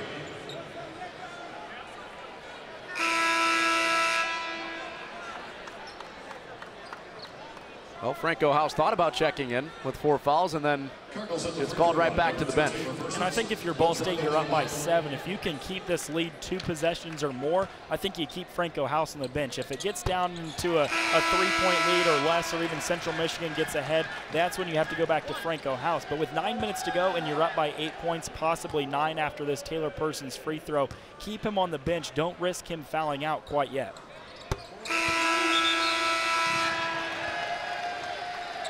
It's a 9-point lead for Ball State. Freshman Kyle Mallers in for Tajay Teague. Freshman for freshman. You like the contribution that Mallers has made in his first year out of Fort Wayne? I do like it. And he was a guy that came out of Carroll High School and was an Indiana All-Star. He's starting to find his role a little bit. He's not counted on to make 15, 20 points a game like he was in high school. A solid role guy who can come off the bench and knock down a 3-point jumper when open. Speaking of freshmen that can make threes, David DeLeo for Central Michigan has it back to a 6-point game. That guy can spray from anywhere too. An elite 3-point shooter is what Coach James Whitford for Ball State called him. Have to be able to get a hand in his face. If you don't, he'll do what he just did. Loves that word, elite. Sounds like PJ Fleck, Western Michigan's former head coach. Rayson leans in. Kiapue pushes to Weber with pace. The scoop won't go. Blocking foul on Central Michigan. After some graduation losses to Central Michigan last year, David DeLeo has big shoes to fill. Also the transfer of Marcus Keene, but losing the 3 guys that Central Michigan lost, a lot of people picked them last in the West. Those 3 really helped build this program. It was Keno Davis's first recruiting classes. Now as he's in his 5th year, and those guys are really the sole reason in bringing this program back. When they were younger as underclassmen, they were a team that struggled. 11-win season, 10-win season. But 2 years ago, when those guys were junior, finally broke through. They were MAC champions in the regular season, won 23 games. And it's because of a class like that that can bring you back to prominence. And that's where Central Michigan is trying to stabilize themselves at the top of the MAC. Yeah, Ball State doesn't miss seeing Chris Fowler. I'll tell you that much. Nobody in the MAC does. No. 4-year All-MAC guard. You talk about a team that had several different pieces. Simons could shoot the 3. Really, all 3 of them could shoot the 3. Simons, Simmons, and Fowler. You had Simons to stretch the floor. Simmons could drive. Fowler could really do it all. Do everything, absolutely. And that's kind of what this team is here with Central Michigan. Guys, a couple guys who can do everything, guys who stretch it out and shoot, and guys who can take it to the basket. And that's really what you need offensively. Racing the triple, short. Hauled down by Weber. Moses slices in with a strong right. Meyer knew he didn't have to come all the way out and defend the 3-pointer from Moses, but Moses still with that quick step, able to beat him off the dribble and finish at the cup. Keene the step back. He's cooled off considerably. Yeah, unbelievable. Had 18 points in the first 12 minutes of this game. Since then, only 6. Ball State's defense has really done a nice job of contesting him every opportunity down on the offensive side of the floor. Kiapue, high degree of difficulty. He's a 3-point specialist, but he'll do that every once in a while. And that part of his game has evolved as a freshman. As a freshman, he was the guy stand in the corner, let him knock down a few 3-pointers. This year, able to attack the basket, get points that way as well. Central Michigan continues to clean up the offensive glass. James Whitford up and clapping his hands saying, come on, White. And they repay their head coach with a stop. Weber with the Euro.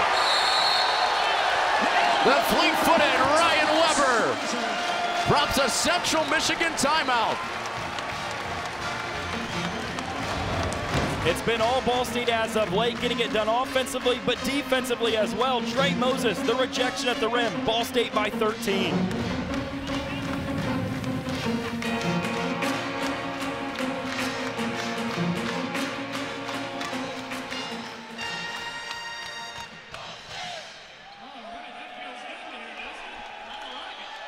Good job.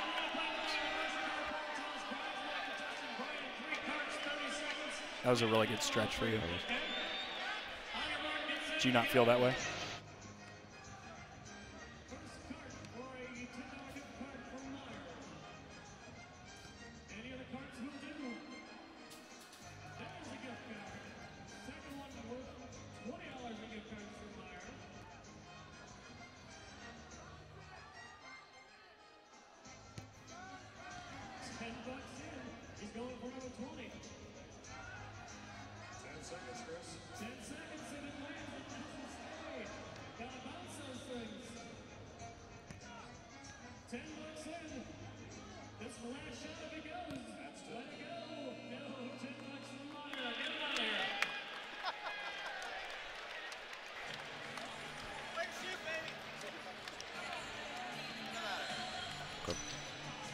What do you like?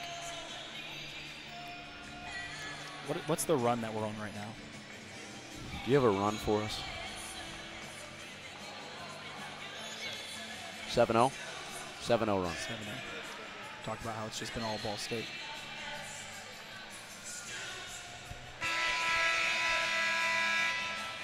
Some of the finest scenery in the Midwest, the bell tower here at Ball State.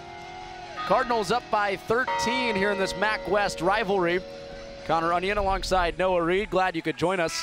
7-0 run for the Cardinals.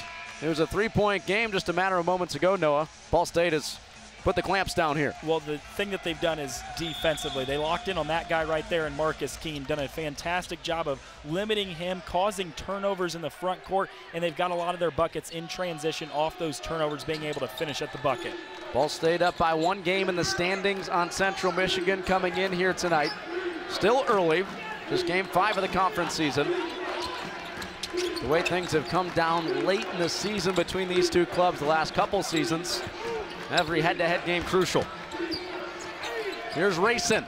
Air ball's the runner. Ball State possession.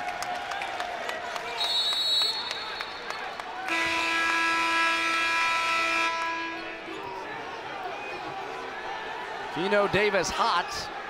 Thought it went off of Ball State. We'll settle things when we come back. Ball State by 13 here on ESPN3.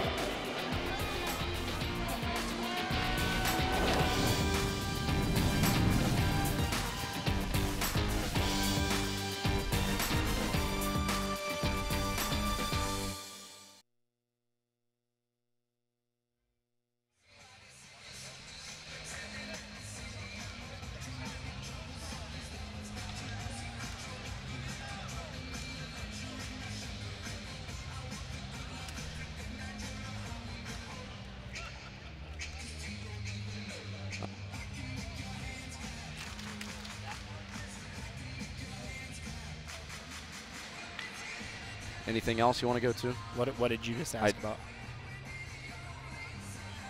I can't hear you. We're going to show Marcus Keene have his current stats.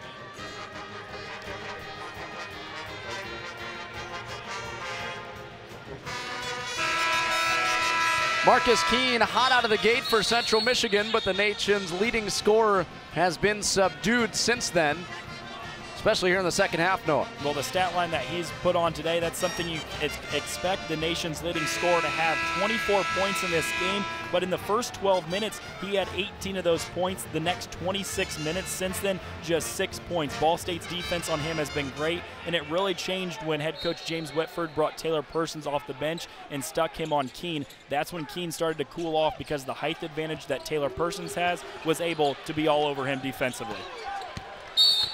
Ball State has used a 13-3 run to creep out to this lead. Foul in the front court against the Chips. Central foul number 3, Marcus Keene with his second. Team foul number 10. We've seen that type of streaky play between Keene and Rayson. It's just kind of the dynamic that those two have. Points in bunches, then they'll go cool for a while, and then more points in bunches. This one's still not over. And that's something that a lot of shooters go through. Streaky at times, ups and downs, make a lot of shots, miss a lot of shots. No matter what, you keep on shooting. That's what Keene and Rayson have done in this game, but neither one of them have really been able to connect on much in the second half. House playing with 4 fouls at the free throw line. House checks out. Trey Moses back in. Now he goes to the bench for Moses. Another strong showing from Franco House, right at his average in conference play at 15 points here tonight. Keene, a tough leaner and a 3, his 8th tonight. That ties a Worthen Arena record. Dennis Trammell back in 2005 had 8.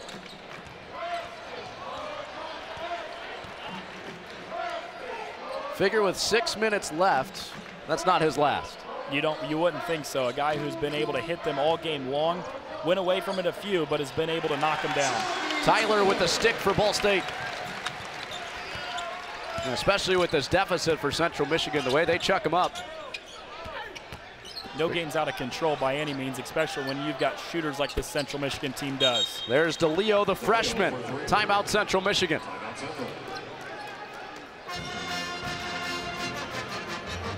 DeLeo has been a nice piece for Central Michigan. He has 14 points.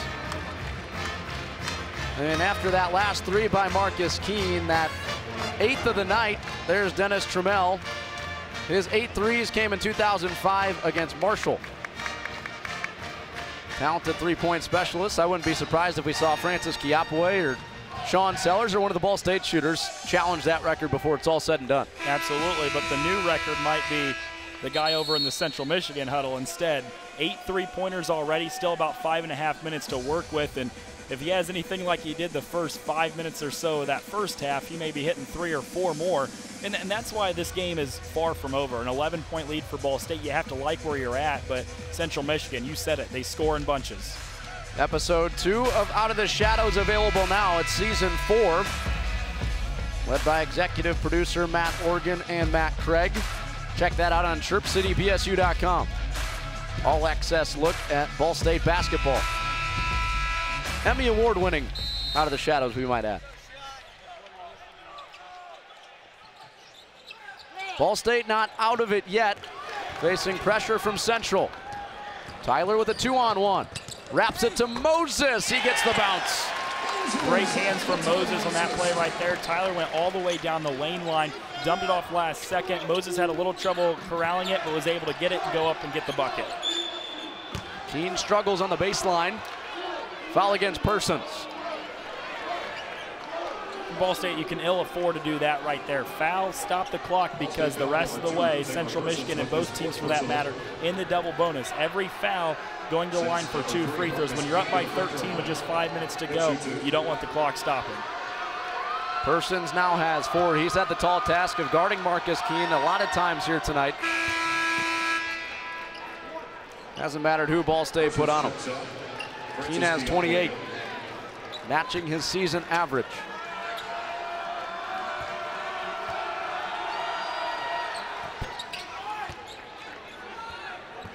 Keene and Persons have seen each other before. Keene at Youngstown State, Persons at Northern Kentucky.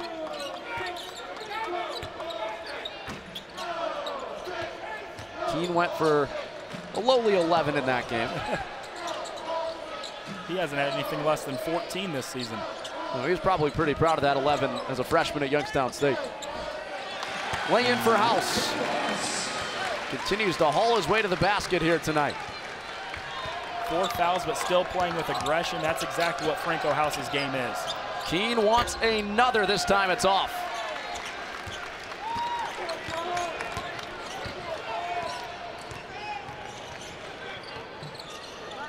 Kiapway tried to ring it up, off the mark. Foul against Ball State. See the reaction from Franco House, the wry smile. That is his 5th.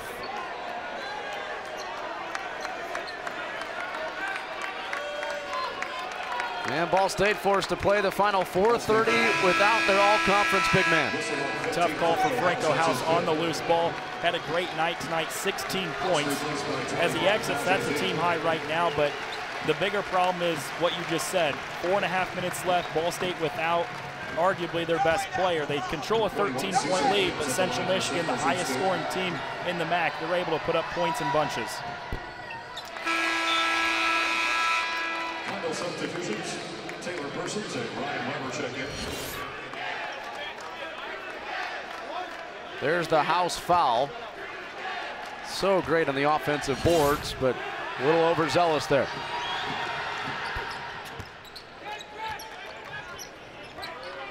Is it starting to come together for Ball State? I think it is, and you have to realize that. They lost their first 2 MAC games, but have won 2 in a row since, including one on the road this past Saturday at Buffalo. Right now on top of the team that leads the conference in scoring, they have the nation's best scorer in Marcus Keene. You're up by double figures with about 4 minutes to go. Things are starting to click. It's a Ball State team who doesn't have a ton of experience. They do have some guys, but then also guys like Taylor Persons, who may be a sophomore. He's your point guard, your floor general, but this is his first team with Ball State after transferring. It takes time to click together. They're starting to get there.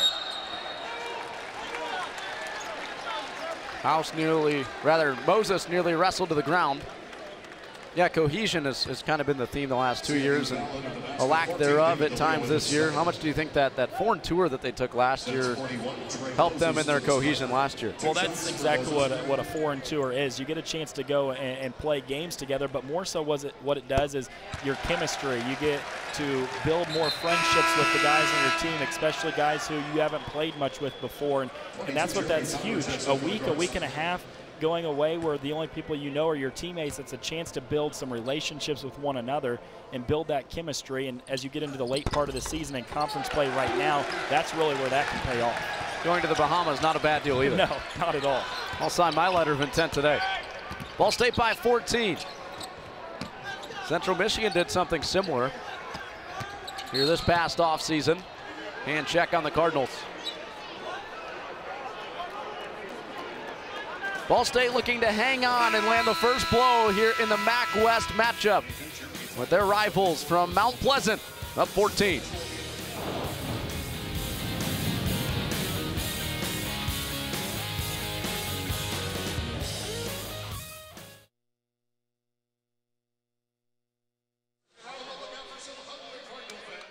I take a sip of that just quickly?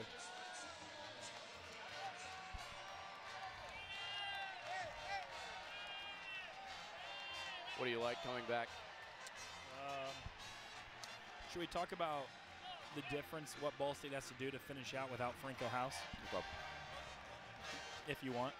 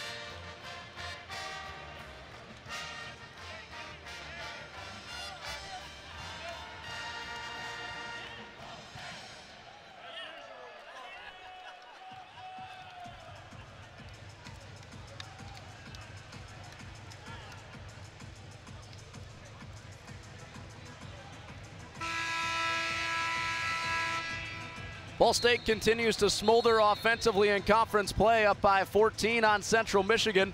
Just under 4 to go. Ball State right above that average at 84.5 points per game. Central Michigan with somewhat of a pedestrian 71 points tonight. Two of the best scoring offenses in the Mid-American Conference, trailing just Toledo, but both teams can put the ball in the hole, and that's exactly what they're doing tonight. 85-71. Offensively, Ball State just a little bit better so far tonight. So the lack of defense for Central Michigan, they have struggled.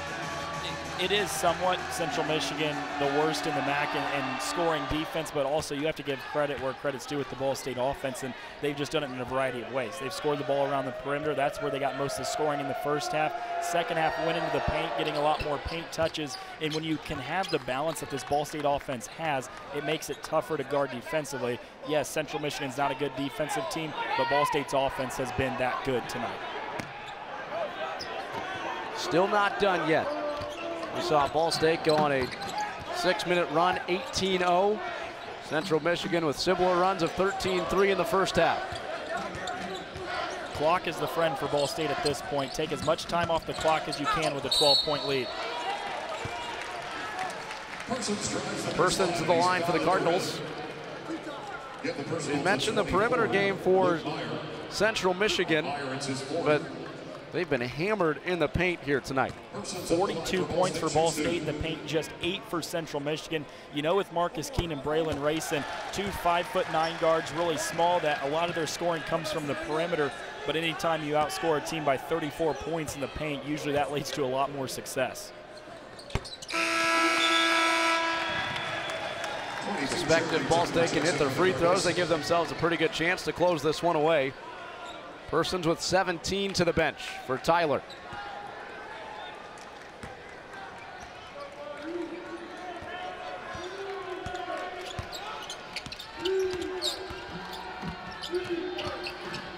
Rayson hops in. Foul on Moses.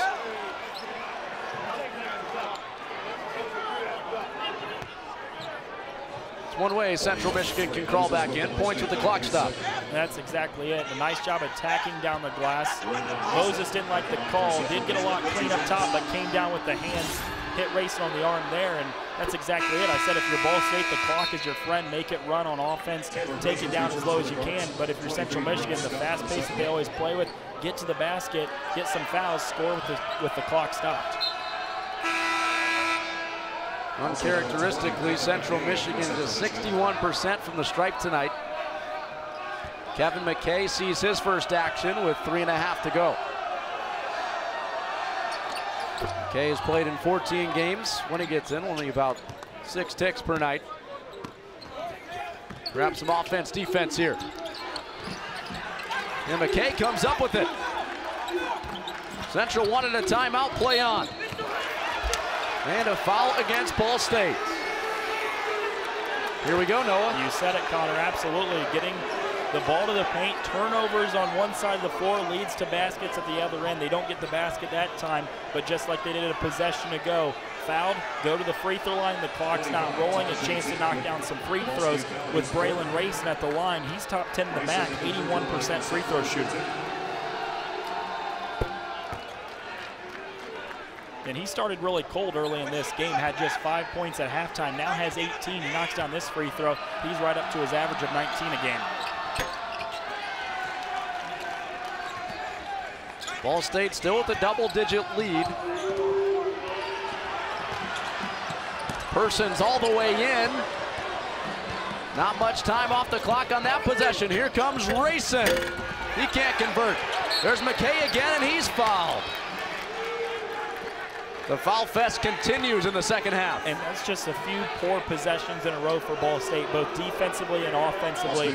A turnover on one side that led to a foul for Central Michigan on one side. They go down quickly. Taylor Persons thought he was getting fouled all the way up the floor, so he tried to take it in his own hands to go to the basket. Only about 6 to 8 seconds came off the clock. Central Michigan with the block in transition, go to line with the foul again. They're doing exactly what they need to do to get back into this game. It's an 11-point lead, but if Central Michigan continuously gets to the free throw line every 10 to 15 seconds, it won't be that long before they're back in this one. Timeout, Ball State. What's James Whitford telling his group? I think you tell him to calm down. Just settle in right now. You're up by 11 points. You're right where you want to be with just over 3 minutes to play, but he can't like what he sees on both sides of the floor. They've been fouling on one side of the floor, and when you're in the double bonus, that's 2 free throws every time for Central Michigan, and offensively, you have to take more than 6 to 8 seconds off the clock. Run all 25 to 30 seconds if possible. If Ball State can hang on here tonight, a pretty manageable schedule upcoming. Bowling Green 1-3 out of the East. Eastern Michigan has been competitive. Then you get 3 straight home games. Pretty favorable. That's what you want, especially coming into the second half of MAC play. You're keeping yourself afloat right now with a 2-2 record. A chance to win tonight puts you over 500 in the conference for the first time. And then you've got a span of games, which all are very winnable. Far from over. How about this guy at the line? Kevin McKay came in after being on the bench for the first 37 minutes of this one. Came up with an offensive rebound, a steal, and now his first point. That's not an easy task. No, not at all. When you're being pulled 37 minutes into the game, have to come in and play, it's not something that's easy to do, but he's able to convert on both free throws, and that pulls it within single digits for the first time in a while. Central has not led since the 4-minute mark of the first half. Still a long way to go. Still plenty of time.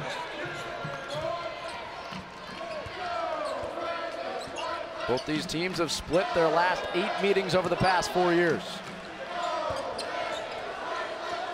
A Weber 3. That helps. That ends the Central run. That's big for Ball State right there. Momentum was all in the favor of Central Michigan. An in-out kick, a wide-open Ryan Weber 3. But there's McKay again. Central Michigan still within striking distance.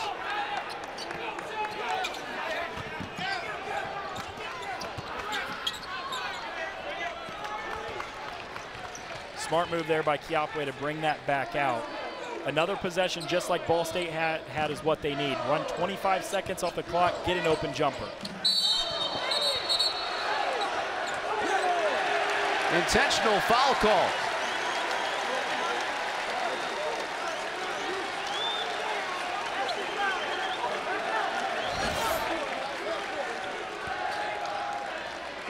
Deron Scott all up in the grill of Trey Moses. Agree with it? I don't know, that's a tough call, and I don't necessarily know. I think that's just a really hard common foul. You don't want to let Moses have anything easy going to the basket. You can tell he went for the ball, hit him on the arm. It's not like he hit him in the head or anything like that. Moses might have got a break here for Ball State.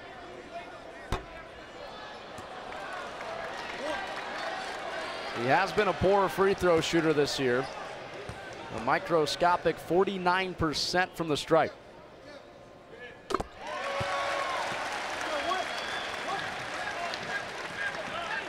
A little bit mental, perhaps? A lot of it, when you get that low at the free throw line, it becomes all mental almost, because you know you're capable of making them, but you don't see it go in. So every time you go to the free throw line, that's what you think about, the previous miss, and it can really take a toll on you. Ball State's biggest lead has been 15. Looking to close it out here in the final 2 minutes. It'll be sweet revenge after their loss here last year. Drive-in kick, Sellers. Groan from the Worthen crowd. Central still with life. Keene swatted by Sellers.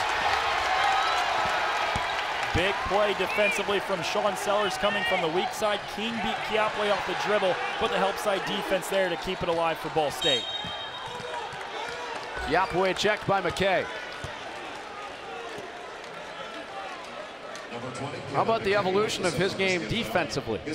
It's been everything, and that's something James Whitford said about a week or a week and a half ago. Sean Sellers was the max freshman of the year, had a team-high 12 points per game 2 years ago, saw a dip in production in minutes a season ago, averaged just 6 points per game, but now as a junior is in the starting lineup regularly, did not start tonight. but he's top 3 in the team in scoring, a double-figure score, but it's been all confidence and defense is what James Whitford told me. He said he's getting a lot more time on the floor because as a freshman and even last year as a sophomore, couldn't really defend. This year as a junior has drawn assignments against some really good players and been able to hold his own defensively. You told me preseason, Noah, mark my words, Sean Sellers 17 points per game. Not quite there, but close. He didn't quite average 17 points per game in the non-conference, but a double-figure score. Had a game of 32 against Eastern Kentucky earlier this season. He can get it done on both sides of the floor this year. No, we heard all about it after that 32-point game from you.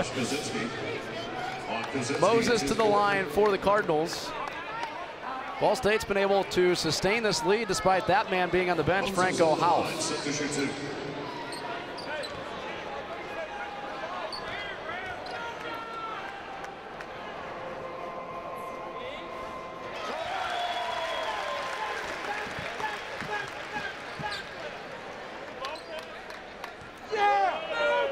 Ball State will see some good big men coming up. At DiMaggio Wiggins on Saturday at Bowling Green. Another revenge game for Ball State. They matched their largest lead here at 15, out from behind. And I'm sure that's a game going into Saturday that James Whitford will be sure to remind this Cardinals team what happened. Just a couple weeks ago here at home, Ball State had a halftime lead, and then Bowling Green went on a 10-point run early in that second half and really pulled away from Ball State, and that was the difference in the game. Bowling Green stole one here in Worthen Arena. James Whitford will surely remind his team about that because the Ball State team has won every game since then. He let them know about it right after that game, challenged his team to play with more desire, and it's paid off. And you know Zach Denny's waiting too, the Cardinal Killer. The Cardinal Killer, that's the right name for that guy, averaging almost a double-double in 5 games against Ball State. Hasn't scored less than 14 anytime Bowling Green's played Ball State. Ball State with 60 seconds to kill.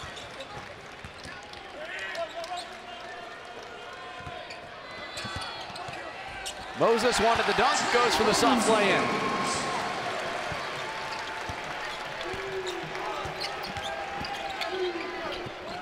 Keene a 3, that's short.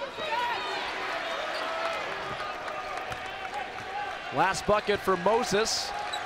Ties his career high at 18 points.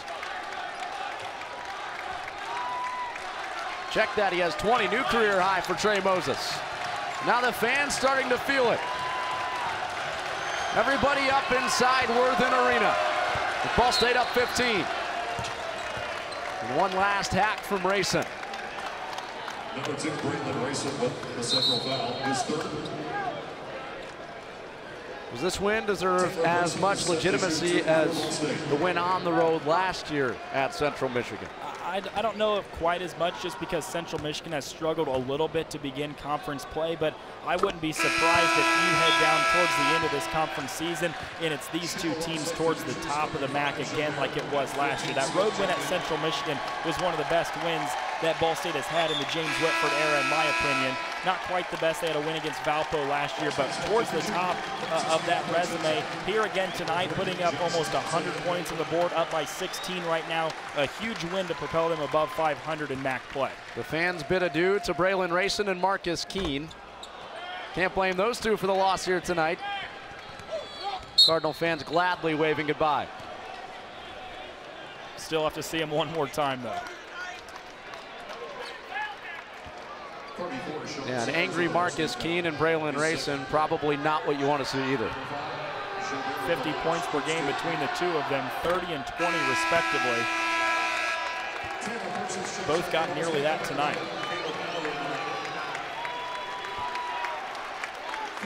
Now Caleb Mallory, a new career high for Trey Moses with 20. Mallory, the jovial point guard. Cody Thompson also off his seat for Ball State.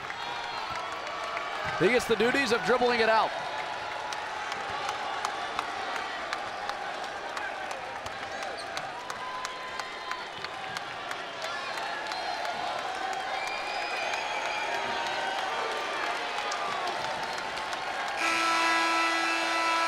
Ball State draws a roaring applause as they beat Central Michigan convincingly, 98-83. After 2 losses to open the conference season, Ball State has won 3 straight. They're feeling pretty good. And Central Michigan came out firing on all cylinders early, held a big lead thanks in part to 6 first-half three-pointers from Marcus Keene, but Ball State's defense, and it's hard to say when you give up 83 points, but Ball State's defense was really good in the second half. Just 2 for 8 from behind the three-point line for Marcus Keene, the nation's leading scorer. It's hard to say for a guy who put up so many points, but Ball State's defense did hold him in check because through the first 12 minutes of this game, Keene had 18 points. Ball State's defense great after that. In the first half, Keene 6 of 9. Keene 2 of 8 from distance in the second half. Mick Tidrow is standing by with Ball State head coach James Whitford. Coach, today in the second half, the offense clicking 5 players in double digits here today. How was the offense able to have success? I thought we flowed right. You know, we didn't get caught up in their changing defenses. I thought we kept attacking. That was a big key. I thought we really struggled defensively for the first 12 minutes of the game, and I thought after that we really settled in. And Marcus Keene, 20 points in the first half, then just 9 in the second half. How are you able to contain him in half number 2? Well, it's 2 parts. Our defense got better, and I thought he wore down. You know, he plays 38, 39 minutes. We play a lot of different guys. I thought as the game went on, he got tired. Congrats, Coach. Thanks. Yeah, thank you very much. That was James Whitford after a 15-point win for Ball State, 98-83. Ball State now 3-2 in the Mid-American Conference. We wrap it up from Worthen Arena after this.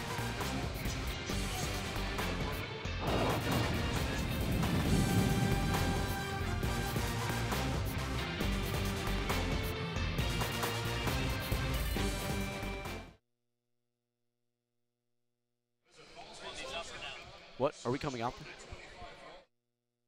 Hey. We're here. We're here.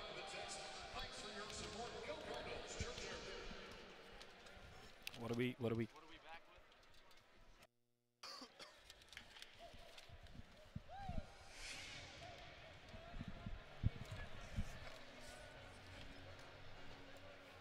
So highlights mostly you. That's fine. Okay. Joy, do we have any idea what those highlights are?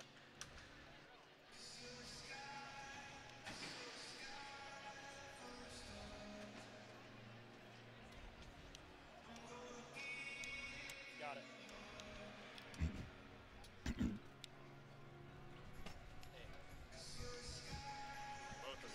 Back to Muncie. Ball State on top by 15 tonight over Central Michigan to improve to 3-2 in conference play. 3 straight wins for the Cardinals. They're feeling pretty good about themselves after a tumultuous first half, seeing Marcus Keene score 20 points. It was a lot of the defensive in that second half. Did a nice job. 20 first half points for Marcus Keene, the nation's leading scorer. Just 9 in the second half after that. Looking at the highlights here tonight, Marcus Keene with his 29 points, but then Trey Moses got his as well for the Cardinals. Trey Moses, a new career high tonight, 20 points for him. It was all Marcus Keene in Central Michigan early shooting the basketball. 6 first half threes for the nation's leading scorer. A pretty dump off underneath to Meyer, who finished with the jam, but it was Keene. 6 3-pointers, all 6 of those came in the first 12 minutes. Ball State's defense just could not contain him early on. Defensive adjustments in the second half allowed for Taylor Persons to really shut him down. Trey Moses underneath from the dish off, he was able to put it in for 2 of his team high 20 points tonight. Another look at it right there. Did a great job down in the post all night long. Defensively gets the job done as well. Rejected underneath. Goes down, finishes. A new career high, 20 points for him. Fantastic job. The Ball State offense got going early as well. 3-pointers, 7 3-pointers in that first half. It led to 98 points tonight for Ball State. Ball State with 98 points. Are they becoming an offensive juggernaut in this conference? Well, I think a lot of it has to do with the team you played, Central Michigan, not being a good defensive team is one part of it. But offensively, things are starting to click. They're so balanced. They've got 8 guys who score at least 7 points per game. It's not just 1 or 2 guys who can get it done like in previous years. They've got a lot of guys who score the ball exceptionally well. Ball State had the 3-ball going as well, on their way to those 98 points with 17 of them. Rather, 9 for Ball State, 17 for Central Michigan, but 5 players in double figures here tonight for Ball State. That balance was on display. The thing that jumps out to me most is the point at the bottom of that graph. 44 points in the paint for Ball State, just 10 for Central Michigan. Got it going both inside and outside. Our final score tonight, Ball State 98. They're 3-2 in the conference. Central Michigan drops to 1-4 with a 15-point defeat here tonight. From Muncie, for our producer, Tori Fox, our director, Brielle Hill, Mick Tidrow on the sidelines, Noah Reed on color. I'm Connor Onion saying so long. Thanks for watching here on the ESPN Family of Networks.